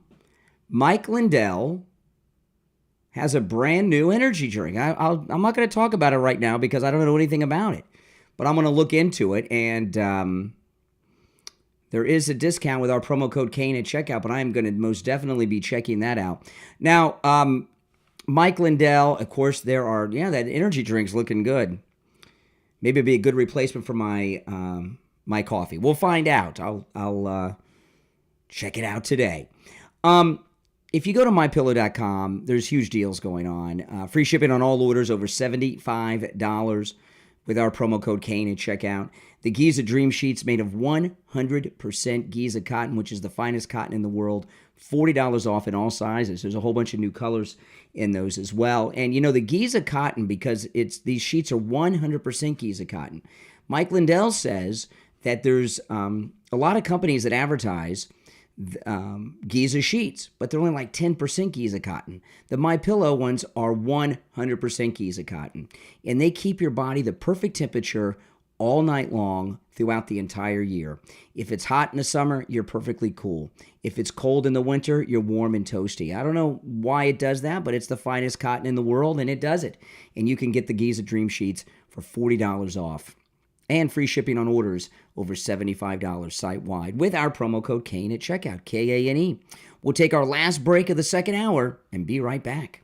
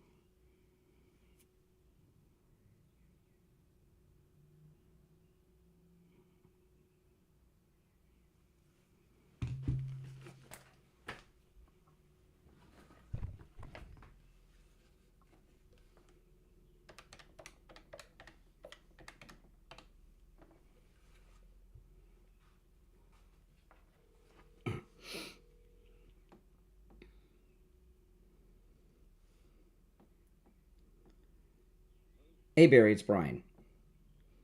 Hey, hold on.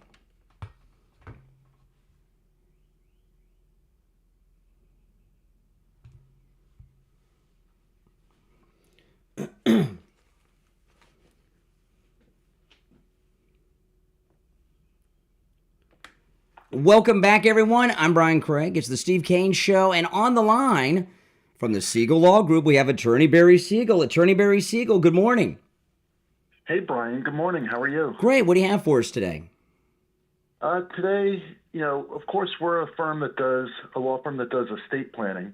So we're in that, in the planning realm, and estate planning is not the only kind of planning that is important to do. People need to, of course, have a great estate plan, but they also need to have a plan for their taxes, for their insurance, the risks that we all have in life, and also a financial plan and investments.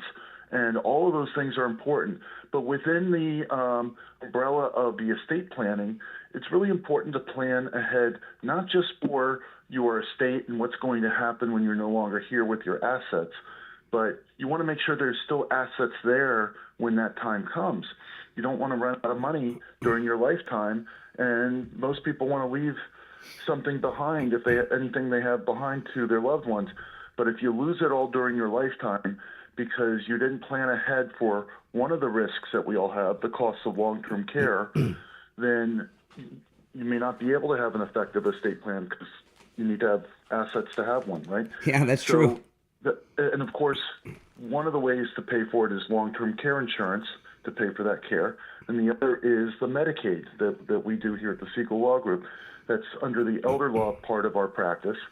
And that helps people find a way to pay for the cost of long-term care using government benefits that you are entitled to.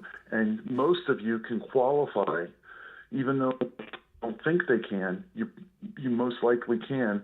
Just a little bit of planning ahead is all that's needed. Yeah, and don't make the mistake of thinking you have too much money or too many assets. Let the Siegel Law Group look at your situation and make that determination, okay? Because when I went to your workshop recently in Boca, it's almost everybody, it seems to me, almost everybody would seem to qualify. And the Siegel Law Group can handle all of that for you. Now, remember, it's always a no-charge consultation with the Siegel Law Group. If you mention you heard Attorney Barry Siegel on the program, and they can help you no matter where you are in the state of Florida. Here's the number, 855-FLA-3782. 855-FLA-3782. That's 855-FLA-3782.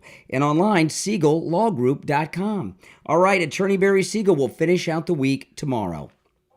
All right, thank you, bye. Okay, we are back. This has been a very interesting show so far, and we're more than halfway through. So I'm curious what happens over the next hour and 10 minutes or so with our callers, because if you notice, the United States yesterday had an incredible economic event. The largest single-day gain in the history of the American stock market. I mean, think about that. That's huge. Huge. President Trump has this coalition of over 70 countries that have come together to negotiate these reciprocal trade deals with President Trump's administration, which is a great benefit to the United States. China is isolated. We very well could have regime change in China, okay, over this. And I've heard from liberals all morning long, okay? Not a single liberal that was happy. And, the left are often referred to as the Hate America First crowd, right? You're seeing it on display today. America had a great, great day yesterday. A great day yesterday. Okay? And they can't celebrate it. They're upset. And not only that, you even hear them rooting for China, don't you?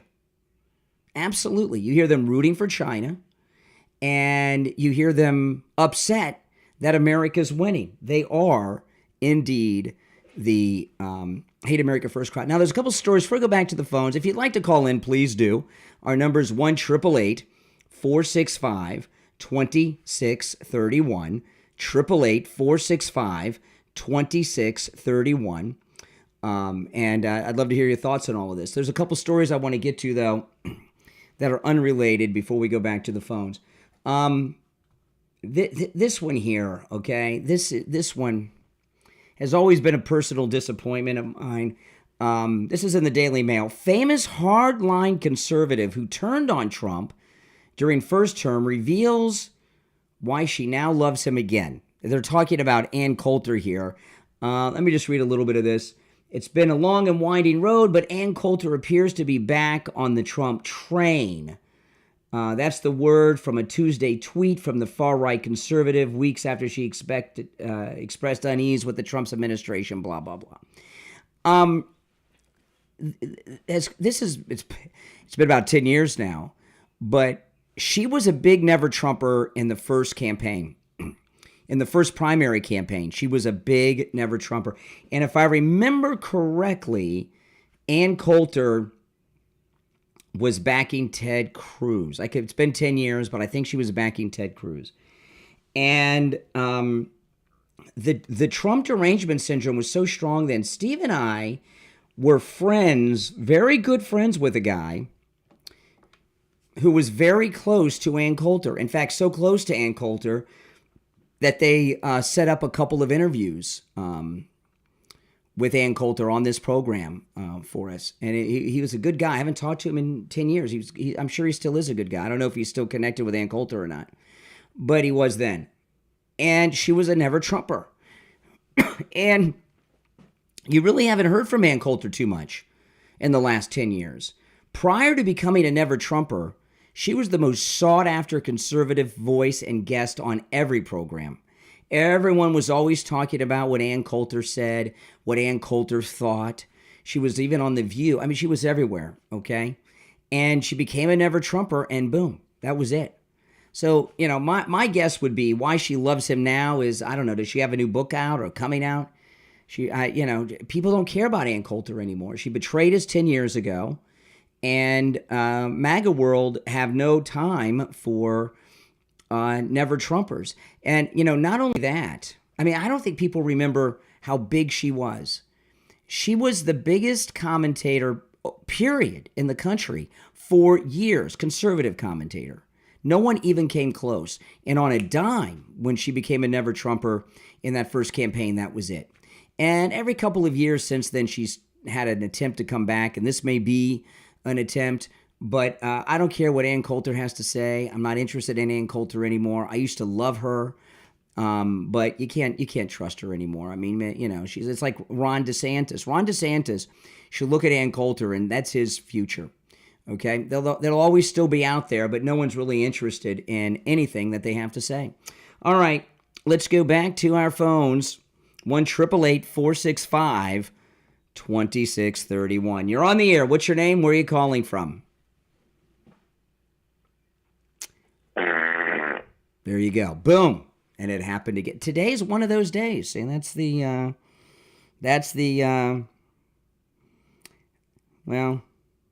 left. Trump's winning. America's winning. So that's what we're dealing with today. And if you're on hold, hang in there. Our number is 1-888-465-2631. 1-888-465-2631.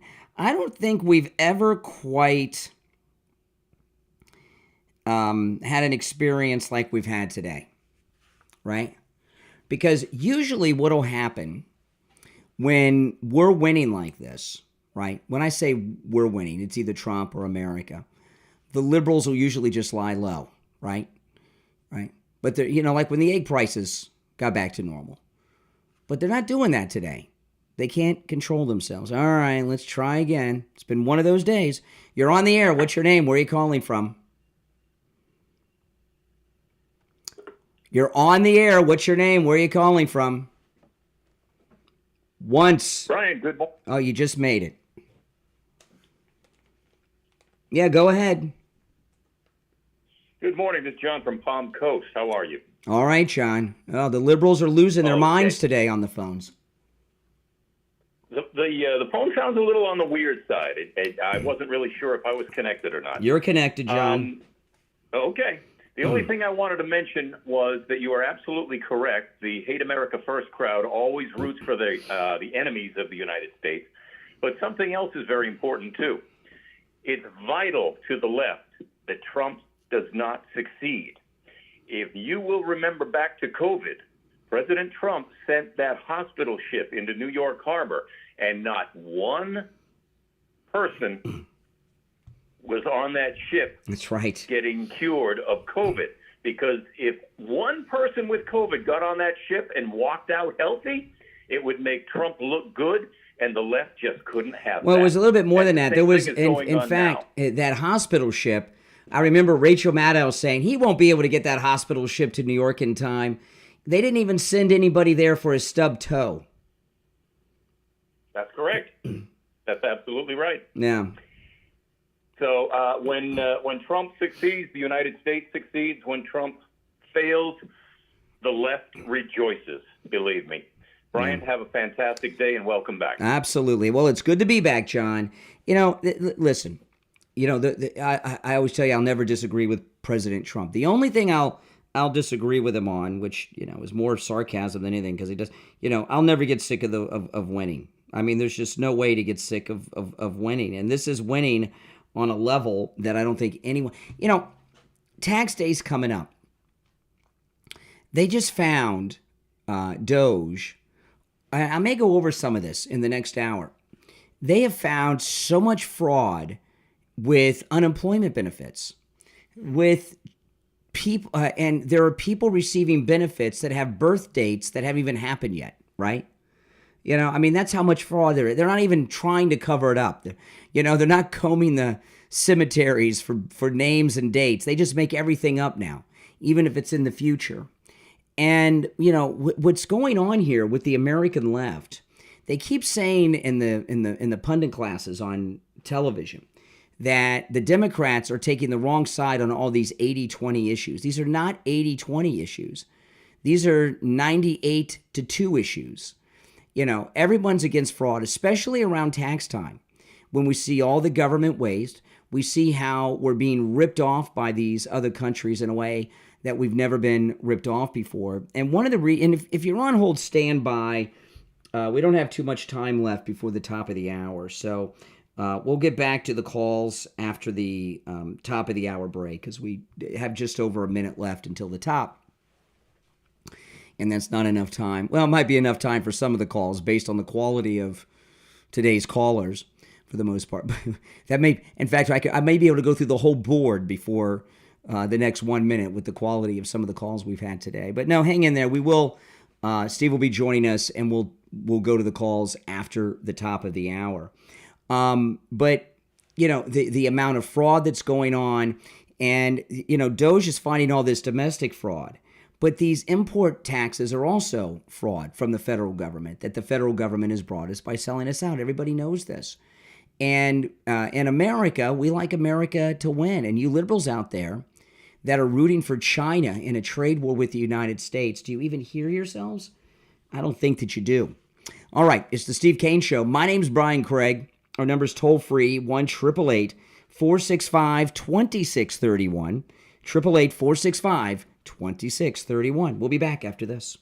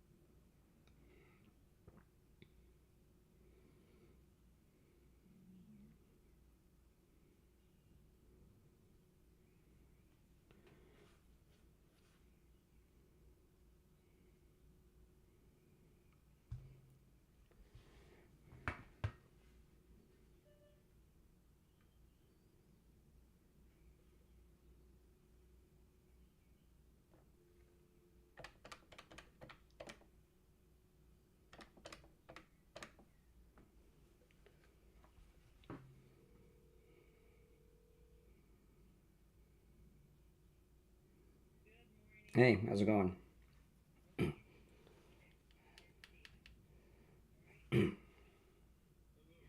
All right, I'm going to put you on hold. I'll pick you back up. Hold on.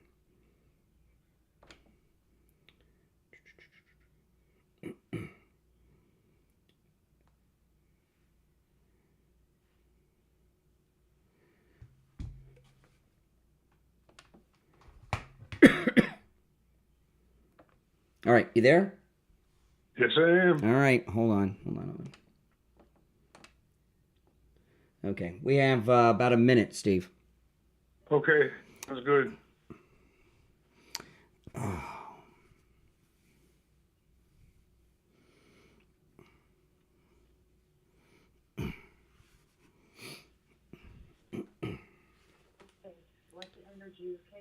All right. Everybody can hear you on YouTube.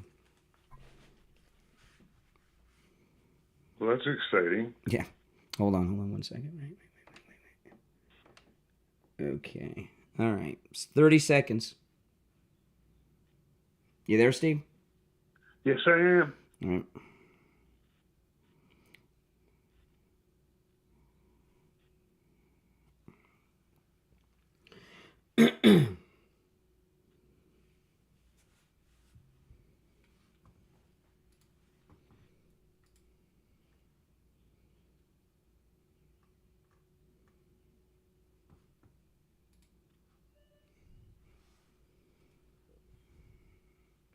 Welcome back, everyone. I'm Brian Craig. Steve Kane is with us. What an exciting day, Steve.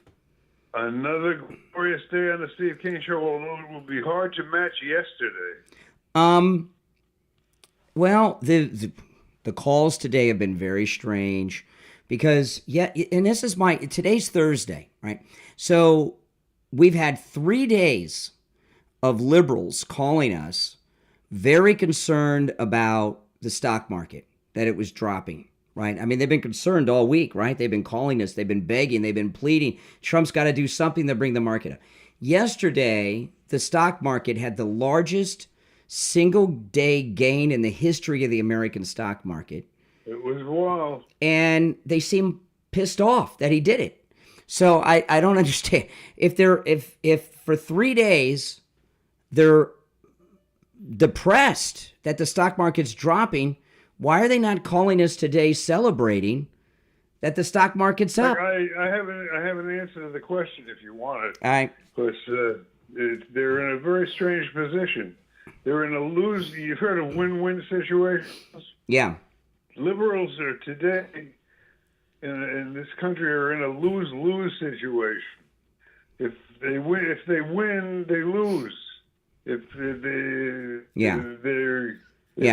Trump triumphs and America wins, liberals will probably have another president as long as they exist. Nah, I doubt that's going to happen anytime soon. You know, would President? I wouldn't doubt it. They're on the ropes. Oh, they're really on the ropes. And let me ask you this: you mean to say you don't believe that if Trump is successful, as he appears to be on the verge of being successful, and he gets all his budgets through and everything is passed as planned, you don't think that the Democrats are finished as a party? Oh, they're finished. Yes. Yeah. They're I misunderstood what you said then. No, they're pretty much finished right now because there's certain things that you celebrate, right? I don't know, how old is the stock market, man? It's old. It's old. To have the largest single day gain in history is a pretty fantastical thing. Wasn't just a big gain, the biggest single day gain in history of the stock market. And when something like that happens and you try to tell everyone it's a bad thing, you have no chance of regaining any credibility at all with anyone. That's accurate.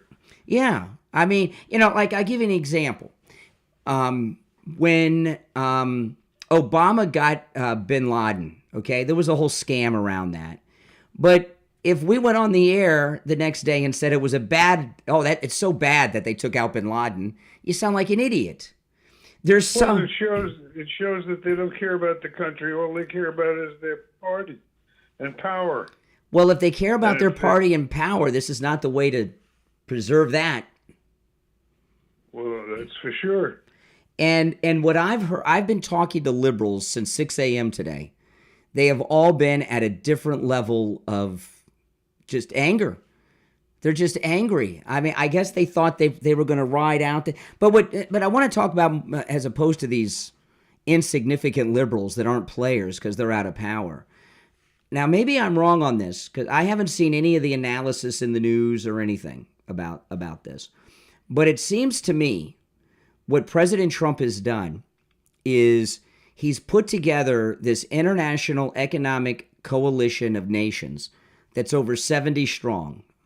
That, I don't know the exact number now of how many countries are sending delegations to negotiate the trade deals, but he gave the 10% across the board to all of them. So, and China's isolated, and the world is united behind Trump with this economic coalition that he put together without anybody realizing it just happened on a dime. He's pulled off another of his famous Trump miracles. Yeah. Showing he is virtually infallible. Yeah, really, truly. And China's incredibly isolated right now. And even though it's not a capitalist system, they've got a lot of business people over there that are billionaires. And they have plants that are manufacturing goods they can't sell. They're going to have warehouses overflowing soon if they don't already. The docks are going to be filled. The ships are going to be filled, and they can't ship them. They have to be integrated into whatever emerges from this. But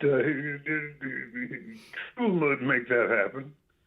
I mean, you can't be a winner unless China is included. But he'll see what he's already being polite to them and flattering them. That's what happens just before the axe falls.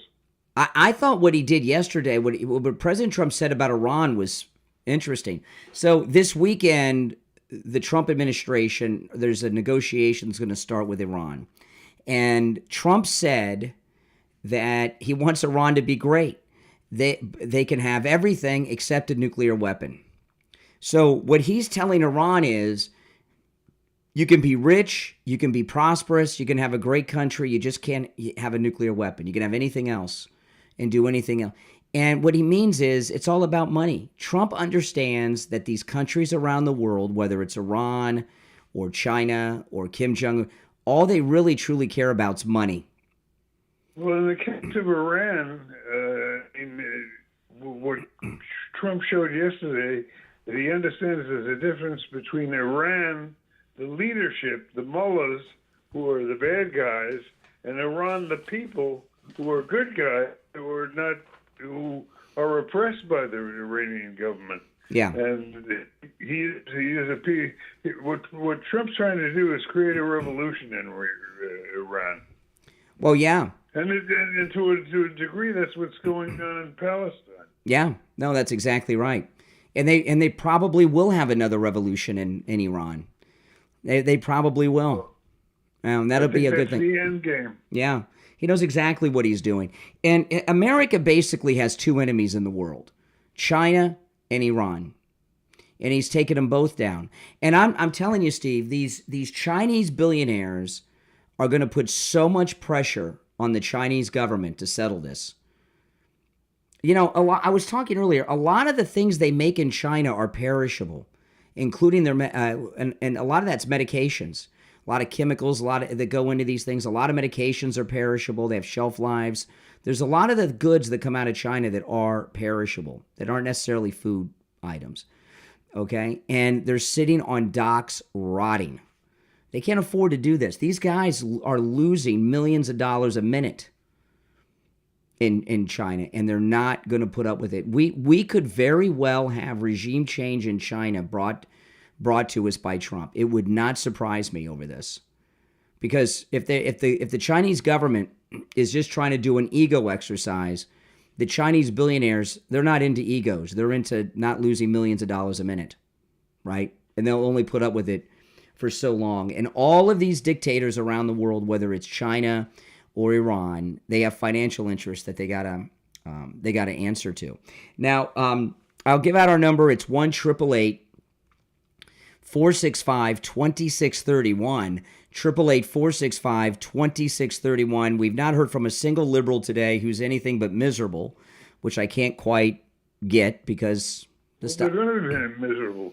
The next big Rubicon that has to be passed here, though, is getting things settled in Iran to make sure that they don't get to a place where they got a usable weapon before we're ready to knock them off.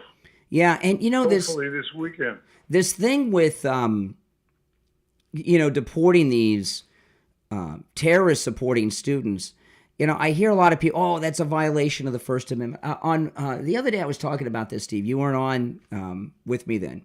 But these foreign students and professors and people on all these different types of visas, whatever it is, I don't know. Some of them have anchor wives and stuff in the country. I don't know. They're advocating for Hamas. Hamas is a terrorist organization, and they're organizing for a terrorist organization, okay? There are other terrorist organizations that we are opposed to in America, right? And I can think of three. ISIS, Al-Qaeda, and I'll throw in a domestic one, the Ku Klux Klan. Those are three terrorist organizations. This idea that the liberals have, that the First Amendment gives you protections to organize for terrorist organizations, I've never heard this before, okay? If you or I were on the air advocating for ISIS, Al-Qaeda, or the Ku Klux Klan, it wouldn't take long for them to come after us, Steve.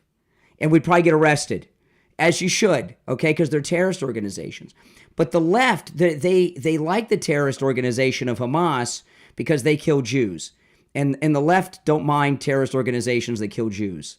That's it. That's the reality of it. But what Trump's doing with this purge in the university, not just the deportations, but cutting off the money to these radical schools where they're allowing I love that. This should have happened 30 years ago, but it's happening now, so it's exciting. You don't have the right to come here and get a visa and then become a revolutionary for terrorists. That's crazy. For sure. That's crazy. Now, on our cruise, English Gary, I was talking to English Gary on the cruise. This blew me away, Steve. He had arthritis in his neck that is now gone thanks to Dr. Appleton and his laser away pain treatment. And, Dr. Appleton rid me of arthritis in my hand. And arthritis it's a pain that I can't describe, but it's the kind of pain that it'll make you cry. It's bad. I mean, it is bad pain.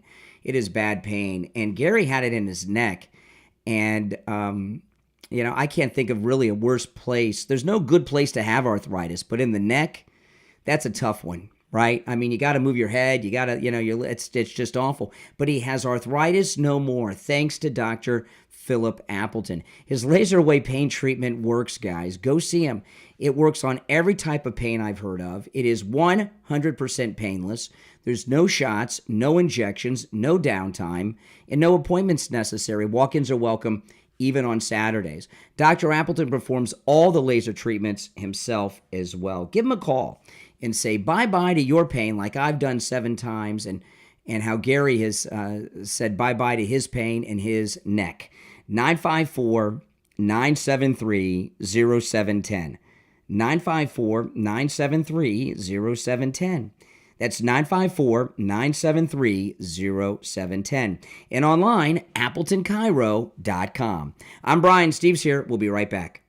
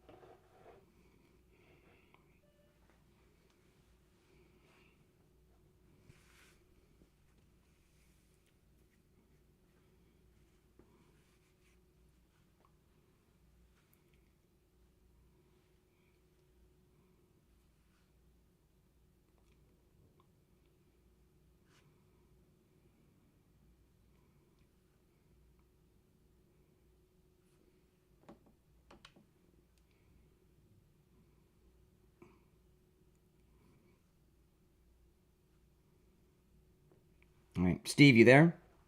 Yes, I am. Okay. 18.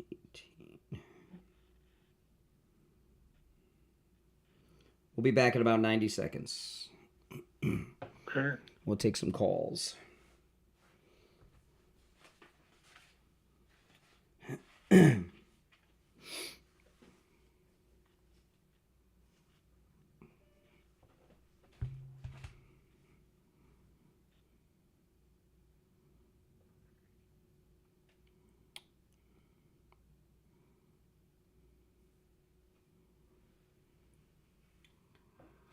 1 minute.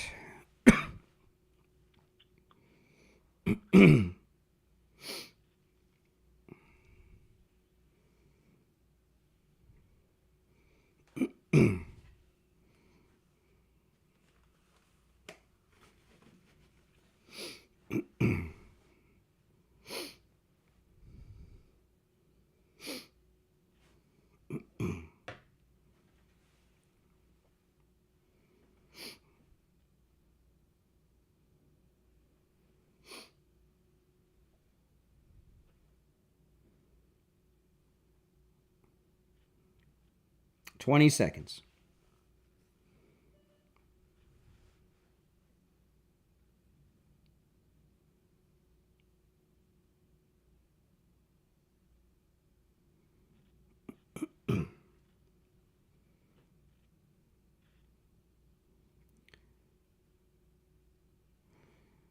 Welcome back, everyone. I'm Brian Craig. Steve Kane is here. I've got an exciting day today, Steve, after the show.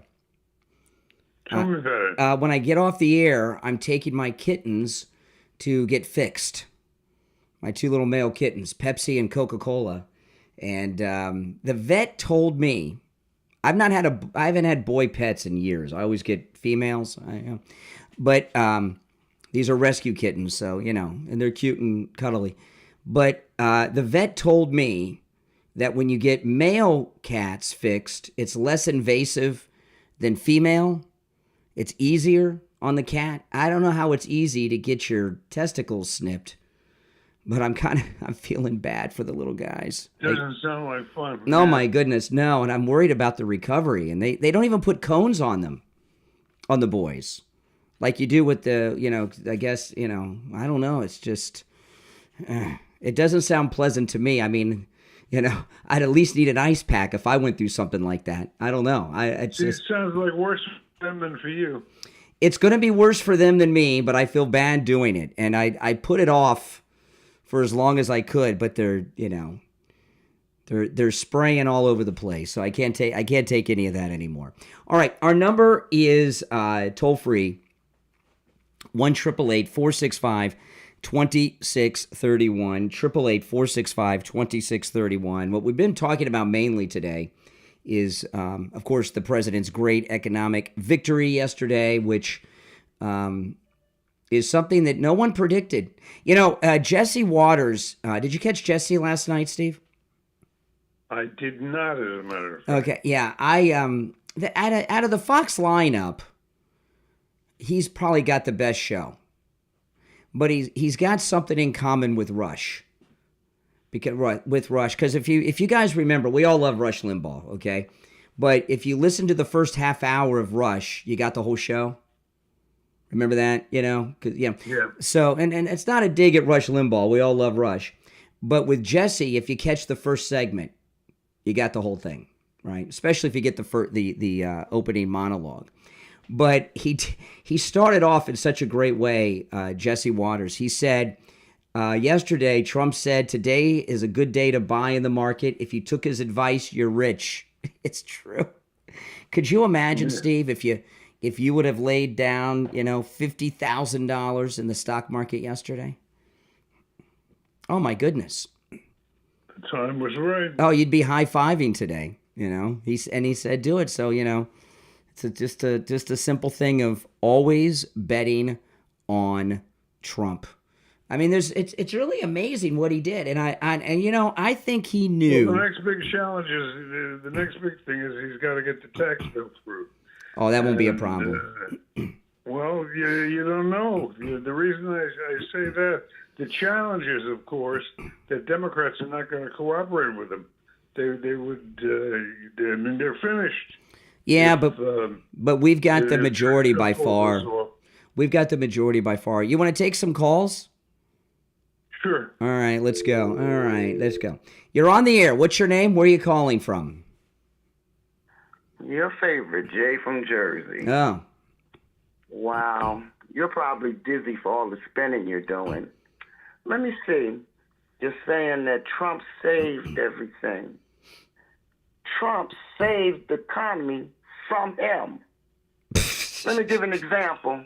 Trump set the house on fire, and because he dumped one bucket of water on the garbage can, that's all that was left out of the whole entire house, he thinks he's some hero. No, he's not.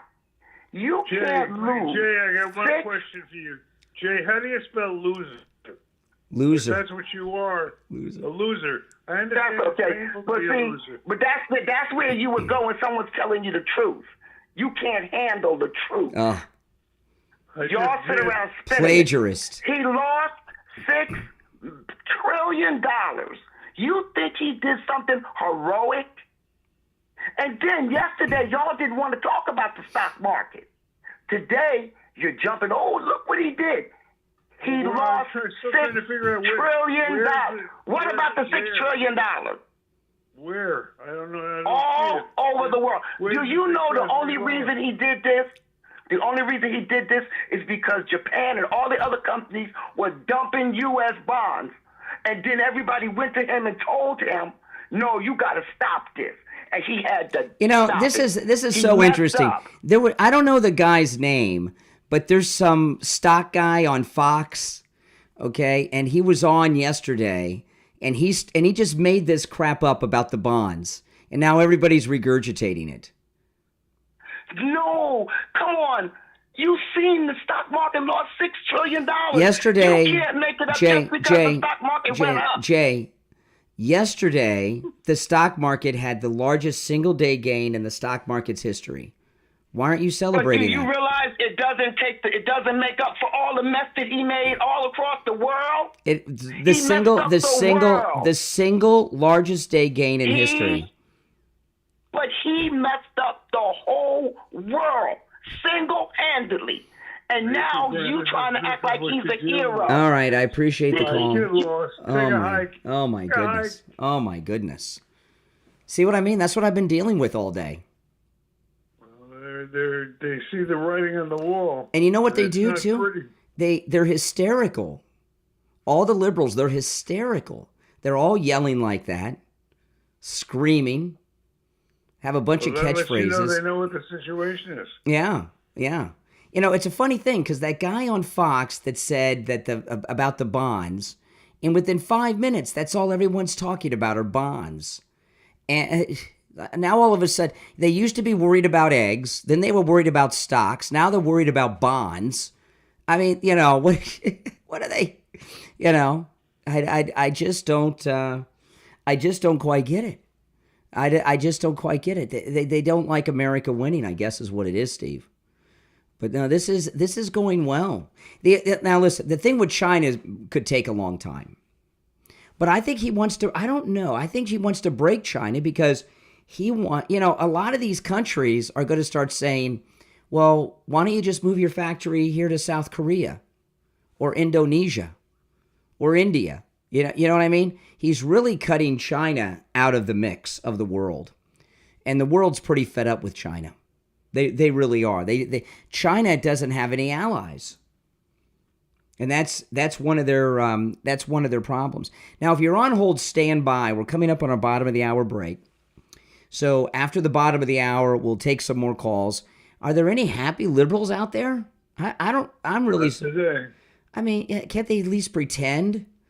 That if you were upset that the stocks were down yesterday, you should be excited that they're up today. I don't know.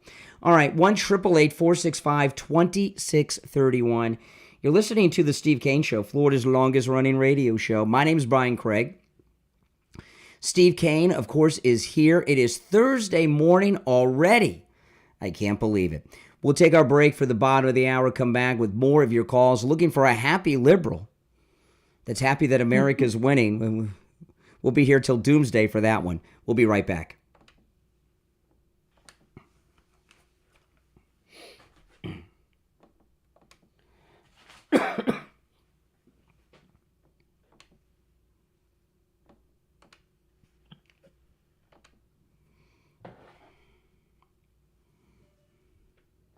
Okay, Steve, you there?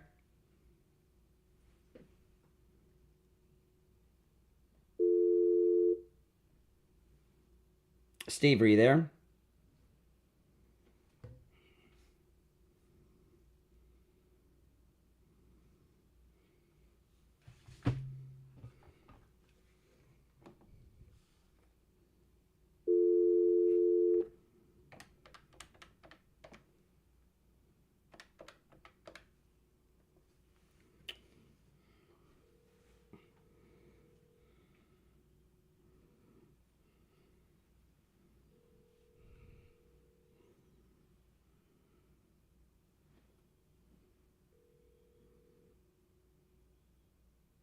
Yeah, I lost you here. Hold on. Okay, are you there, Steve? Yes, I am. All right, gotcha. See? I got you. All right, we're in the break. See, I told you I figured out the solution to our problem. That's what in the future. That's what I'll do. Like We're gonna get Lori in on it because Lori walked away. No, we got it. You're all there. It's fine. You're fine. Oh my goodness.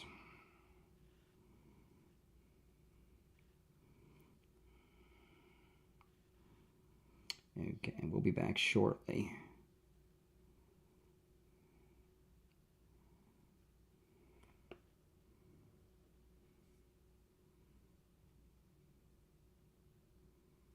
You there, Steve?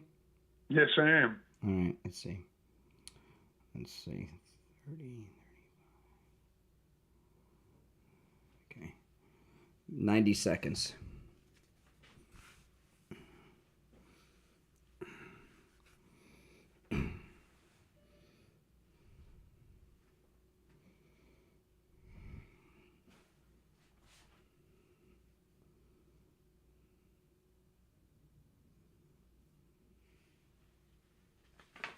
One minute, we'll be back.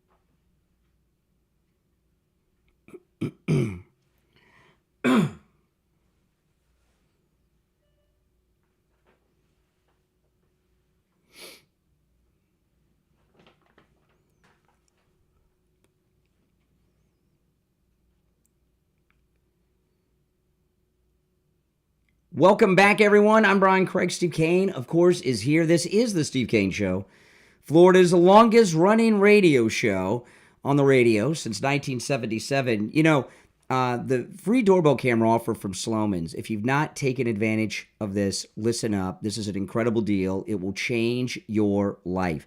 You know, getting a notification on your cell phone every time there's movement at your door, and you can see who's there, no matter where you are, whether you're indisposed at home or you're at Publix or the mall or you're traveling around the world, is a great convenience. It's security, but it's also convenience. I mean, imagine never having to get up again to look and see who's at the door, right? I love it. It's an awesome thing to have.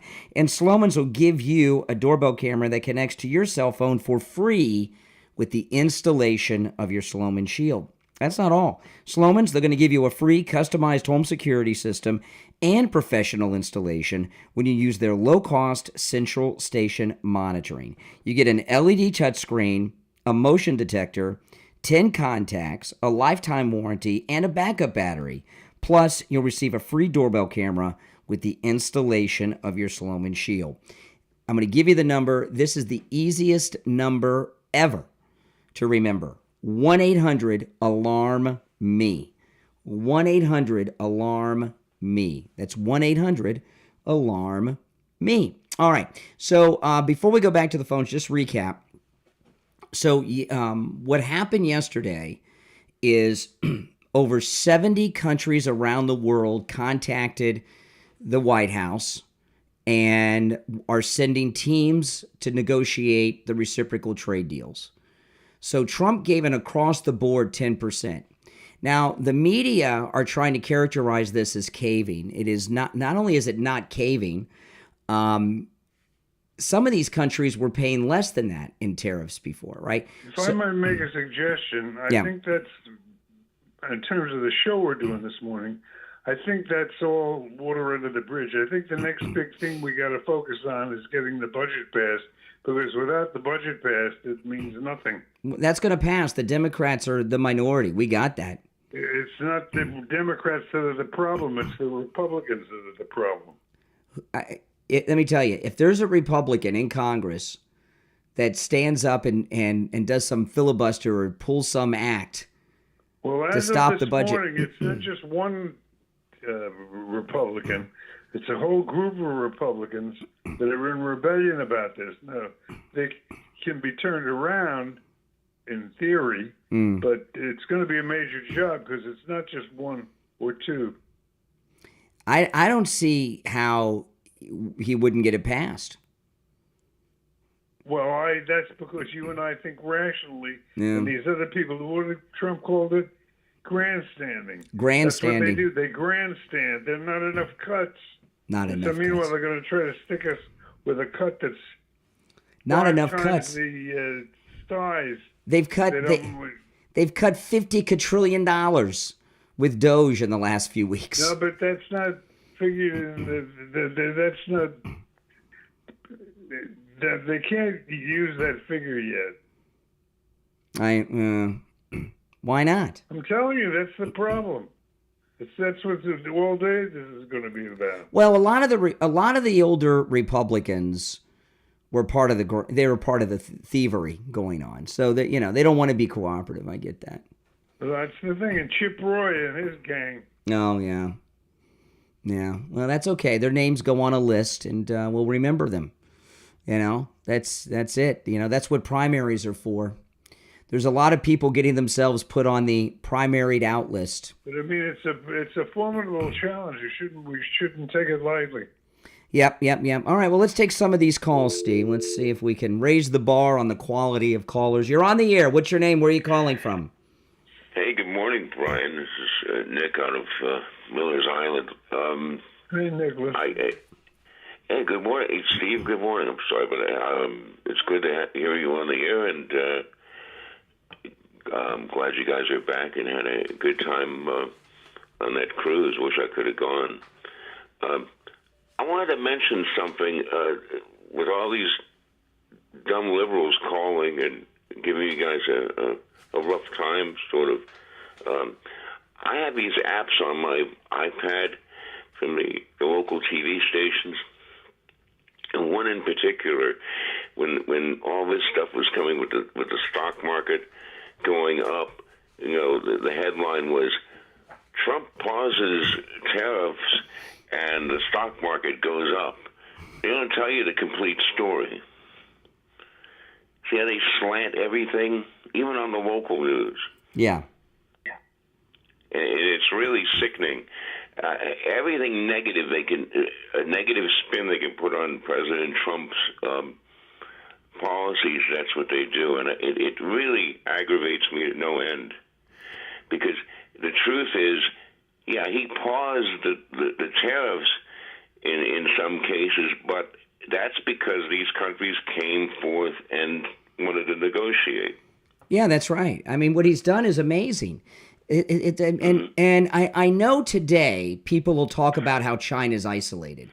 He brought regime change to Canada with just a post on Truth Social, right? Mm-hmm. And I do think it's possible that we may have regime change in China over this. There's too much money on the line.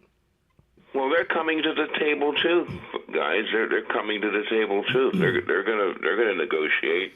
And I don't watch MSNBC or any of those. I mean, I listen to you guys. You play the clips, but with these callers today, the liberals are unhinged. Yeah, they are. It's really ridiculous. I mean, my 401k is gone up. Actually gone up. It actually is the same. It stayed stable. Actually, it's gone up a little bit. But yeah, the thing is, we just have to get past the last hurdle, which is going to be a budget deal signed, and hopefully that'll happen. Listen, I thank you for calling. We're going to move on to the next call. But I tell you, Steve, someplace where I think you're a little wrong here on this is I think the word's out that if you're a Republican, you don't oppose Trump. Trump's in a position now where he gets everything he wants. I think you're going to take that back tomorrow. You think so? Yep. Okay. I think they're going to I don't say he's not going to win in the end. Yes. Because I've learned not to say that. He always wins in the end. Yes. But it's going to be a bloody fight. Oh, you mean it might not be on a dime? They may have to talk to some people. It's going to be the big issue today. Well, yeah, I'm not We're saying. going to be talking about all day tomorrow. I'm not saying there may not be some negotiations, but he'll get it in the end. Yeah. There's nothing to worry about. It's a little weird because we've never been in a winning position like this as Republicans. Any Republican leader we've ever had has always had to get involved in negotiations and give and take and try to put together some coalition that's bipartisan. And but that's not how things are working now. And a lot of the people like you're talking about, they don't accept the new way of things. And the new way of things is Trump gets what he wants, and he has the American people behind him. By the way, did you see that? That's today's battle. Did you see that big drug bust with Pam Bondi and Kash Patel yesterday? No, I didn't. Yeah, they had a big drug bust at our port where we came back from, Port Everglades. That's where we came back from our cruise on. No kidding. Yeah, huge drug bust, like $500 million. All right, let's see what else we got here on the phones. You're on the air. What's your name? Where are you calling from? Good morning. Can you hear me? I can hear you. Hey, good morning, Brother Brian. This is Steve. Just for the Jay from Jersey, one would think that if he had a 401k and you're up about 3 or 4% in one day, not in the year, you think you'd be happy and jumping for joy. But he's worried about the people around the world losing their money and upset about it. How funny is that? He reminds me of like the male Wheezy. He's like, to me, when I hear him, he's like the male Wheezy. What do you think? The male Wheezy? Yeah. Yeah, remember the way he talks, the anger, the frustration, the voice is like, oh my goodness. He's got a fatal case of Trump derangement syndrome. See, that's all. Yeah, yeah. All the Democrats that called in, it's like you take the little kid into the ice cream parlor. There's no chocolate. The guy goes, we only have strawberry and vanilla until tomorrow. The chocolate would come in. The kid want to go on the ground and scream and pander. The frustration. They don't know what to do. Instead of being rational and choose one of the other two and get the chocolate tomorrow, they don't know what to do with that frustration. I don't know about the chocolate or the Neapolitan or pistachio, but I know this. That if you want to have some credibility, okay, when there's something positive happening, like the largest single-day gain in the history of the stock market, you don't try to convince people it's a bad thing. Or how do you like what Adam Schiff is doing, Steve? He wants to investigate the Trump administration to find out if they did insider trading. I mean, that's just stupid. Yeah, that's just everything Adam Schiff said last night, it goes beyond any kind of logic. They have to puff their chest and show face. They have to show face. They cannot hide. But here's why I called in. I'm sorry to be redundant, but when I say Trump was biblically sent, he's been prophesied, and God will use someone to smite thee that is evil upon the earth. Now we're going to get the Houthis. We got the cartels. They're on the run. We're gonna deport all these people in the colleges that shouldn't be here, trying to rile things up. They're gonna get the Hamas guys. They're gonna get Al Shabaab and all of them, because God is gonna take care of this through the sword. The sword is Trump. From your lips to God's ears. Where, by the way, I'm not disagreeing with you, but you said Trump was prophesized. Where? You've heard me say that many times, and my answer to you was it was on a radio show back like in 2015 when I heard it, and I can't remember where, and I wish I could quote where I heard it from. But the fact that he turned his head and the bullet missed him, it shows that God was leading him through all of the way, and many people have talked about God putting the hand on Trump's shoulder or head or what have you. And because we need okay, appreciate him appreciate the call. Okay, I'm sorry I asked. I was when he said I was curious. I wanted to know where. Where was he prophesied? All right, now if you're on hold, hang in there, guys. My name's Brian Craig. Steve Kane, of course, is here. It's the Steve Kane Show, Florida's longest-running radio show. We'll take our last break of this Thursday morning and be right back.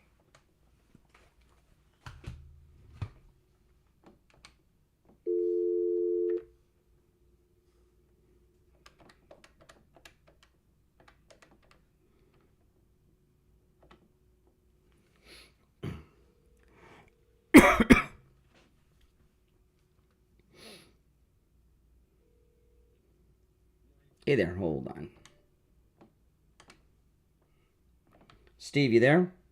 Yes, I am. All right, I'm going to conference William in a minute.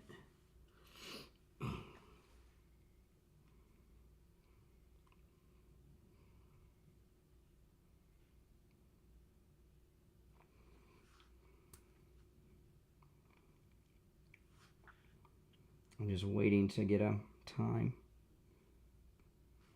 Okay.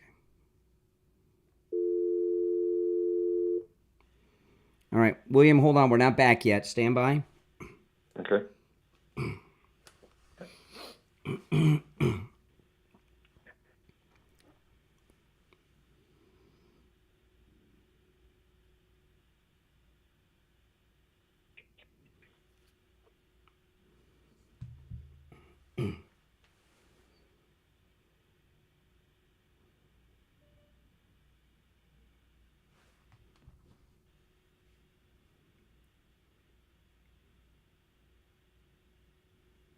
All right, 20 seconds.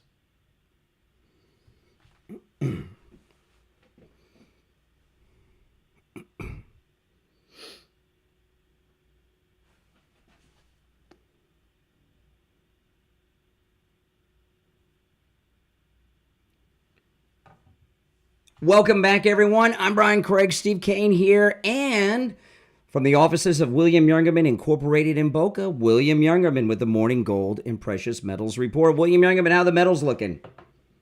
Well, Brian, it's hard to imagine financial times being more exciting than they were yesterday, and that was seen in all of the markets, both the precious metals and, of course, the stock markets. Yesterday, we saw gold trade in a range of $3,039 all the way up to $3,101 the ounce. Closing out the day, up $99.30 at $3,082 the ounce. Silver recovering $1.21, up $1.21 to $31. Platinum was up $15 at $9.31, and palladium was up $23 at $909. That on the heels of the stock market rallying almost 3,000 points yesterday. Wow. The market this morning, overnight, we saw gold trade in a range of $3,104 all the way up to $3,135, at one point being up another $53. Right now, we're up $36 at $3,118 the ounce, coming very quickly back to those all-time record highs of around $3,165. So we are just moments away, practically, from possibly making all new highs in the precious metal, at least in the gold market. Silver down 19 cents right now at $30.80. Platinum is up $4 at $935, and palladium is down $5 at $904. The U.S. dollar is down dramatically this morning, and certainly that is seen in the price of gold also, as gold, as I said, is up $36 at $3,118 the ounce. So the exciting times in the precious metals, and as we've been saying all along, you have to buy those dips, and we had a beautiful dip last week and the first part of on Monday, but this is being buoyed up very quickly by the uncertainty in the markets that we are seeing around the world. Absolutely. And remember, no matter where you're located, you can do your transactions with William Youngerman over the phone and through the mail, okay? His number, he opens up at 10 a.m., 1-800-327-5010, 1-800-327-5010. You can stop in at 150 East Palmetto Park Road in Boca on the first floor of the Bank of America building, just east of US 1 Federal Highway on the south side of Palmetto Park Road. And you can find both William Youngerman's address and phone number online at williamyoungerman.com. And remember, all the metals are available for immediate delivery with William Youngerman. All right, William Youngerman, great days ahead for the metals. We'll finish out the week tomorrow. Okay, have a great day. All right, take care. Oh, man, did you hear that, Steve? Over 3,100? I mean, my goodness. It's even hard to believe these numbers are I mean, they're so high. It's crazy. All right. Our number 1-888-465-2631. 888-465-2631. You know, I also think Trump's going to win with Iran. Yeah, I think Iran's actually going to deal with him. They really are. It may not look that way in the beginning. Well, but what do you think when you say Iran's going to deal with them? What do you think? What do you think Iran's going to do? they're going to. I mean, you know what Trump's asking for, right? What's he asking for? He's asking for unlimited access to all the nuclear facilities. Yeah, he'll get it. He'll get it. Because he will put a 100% embargo on them. And he said this, they have a country to run. He almost had them completely bankrupt in his first term. And he wasn't as powerful then as he is now. Trump has more power now than he's ever had. He'll bankrupt them, and they don't want that. All right, let's see here. Let's look for some liberals on the line that are celebrating the economic boom. You're on a stock market's up, gold's through the roof, Steve. I mean, it doesn't get better than this. You're on the air. What's your name? Where are you calling from? Yes, hi. My name is Ben. I'm actually calling from Canada. Oh, welcome, Canada. First time watching your show. Obviously, first time caller as well. Welcome. I'm more of like just an observer from the sidelines, being up here and just seeing. When are you guys going to get on board? I bet you're Canadian MAGA. You love Trump, don't you, caller? I'm on the fence. Like I don't hate him. I don't love him. He gets things done. You can't argue there. That's for sure.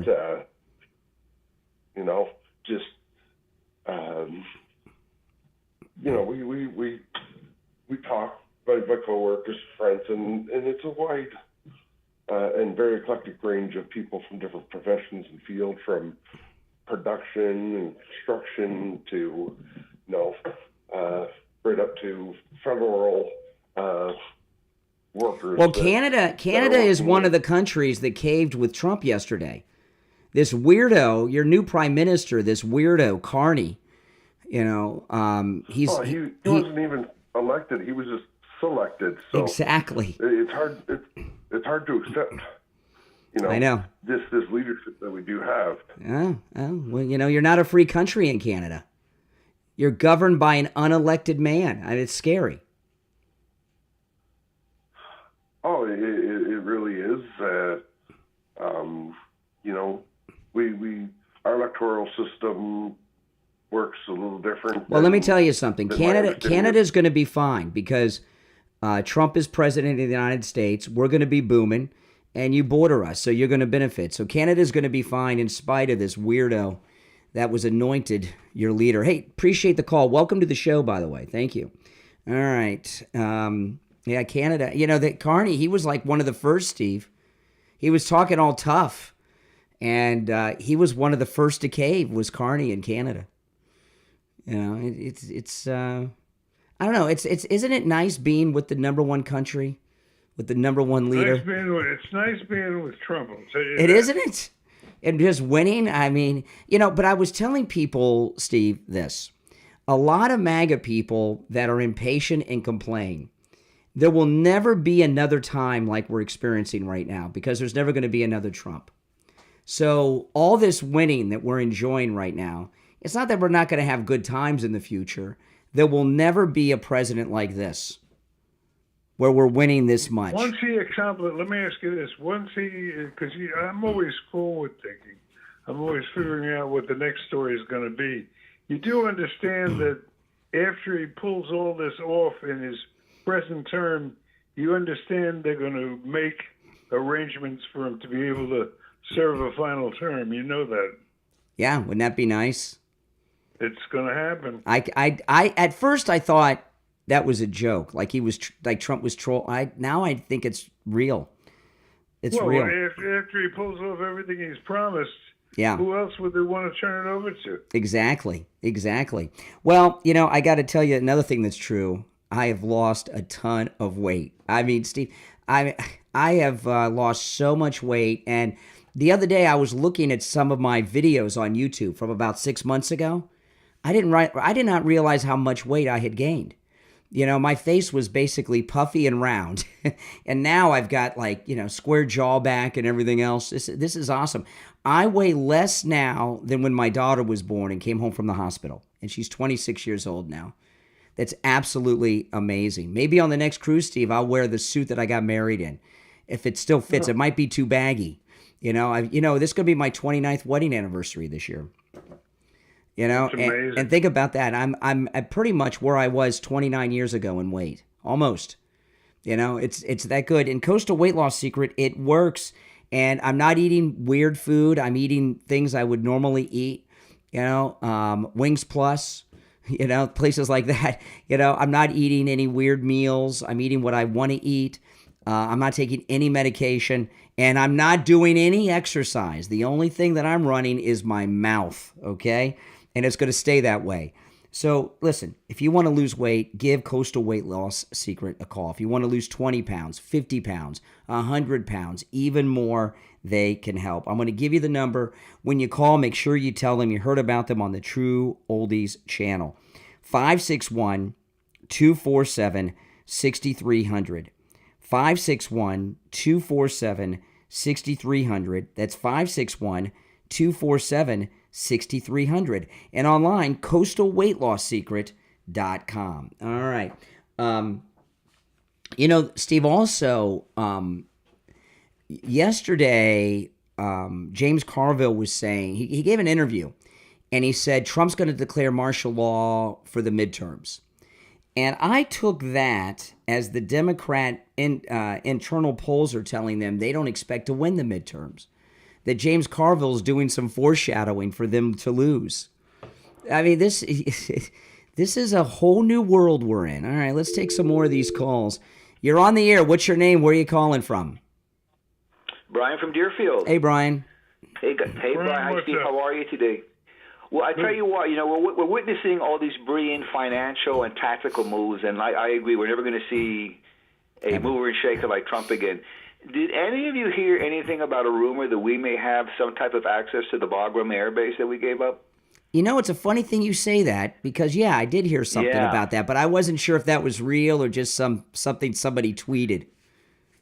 Well, I heard it I think maybe it was on the background because I was busy yesterday. I think it was on Newsmax about some type of meeting that went through and that some type of negotiations may be underway at maybe a low level. Can you imagine that? Between who and if we got access back to Bagram? That we may have access to Bagram in Afghanistan, which really is a spy center to China. Yeah, our listening post. Yeah. How would that be for a tactical move? Yeah. I mean, I was disgusted when we gave it up. Could you imagine if we got back into it now? Yeah. You know, we hear these little rumors, and next thing you know, they become a reality. So, I think it's going to be something very interesting to watch. But you know, one of the things Trump has done, while there'll never be another Trump, right? We'll have winning in the future, not like this. What Trump has done is change the expectation that the American people have for the American government. So other politicians aren't going to be able to be mediocre people that are doing the bidding of the donors. It's just not going to fly in the future. No. I do think the third term will be a reality. It's going to be a push for that, I think.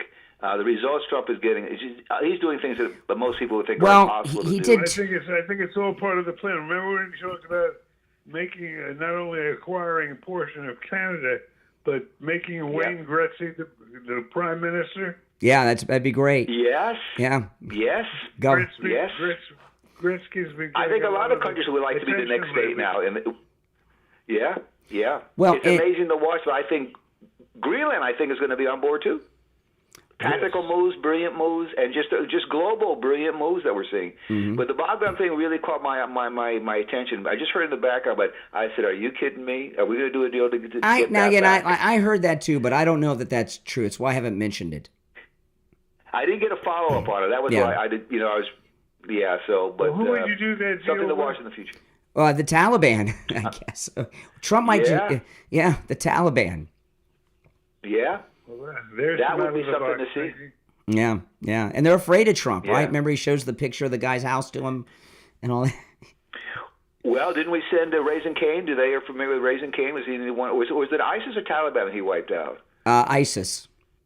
Yeah, ISIS. All right, okay, listen, yeah. I got to run, but good to hear from you. Okay, Take care. guys. Take care. All right, now listen, we're out of time for today, but you know what tomorrow is? It's Open MAGA Mike Friday. Friday's show was Open Phones. We call it Open MAGA Mike Friday, and on Friday's show, you can call in about any and everything on your mind. You're not limited to the things that Steve and I bring up, but that's tomorrow, starting at 6 a.m. You're listening to the Steve Kane Show, Florida's longest-running radio show. My name is Brian Craig. Steve Kane, of course, has been here. Those of you on hold, stand by because tomorrow's just 21 hours away until the next show. We'll see you tomorrow morning at 6 a.m.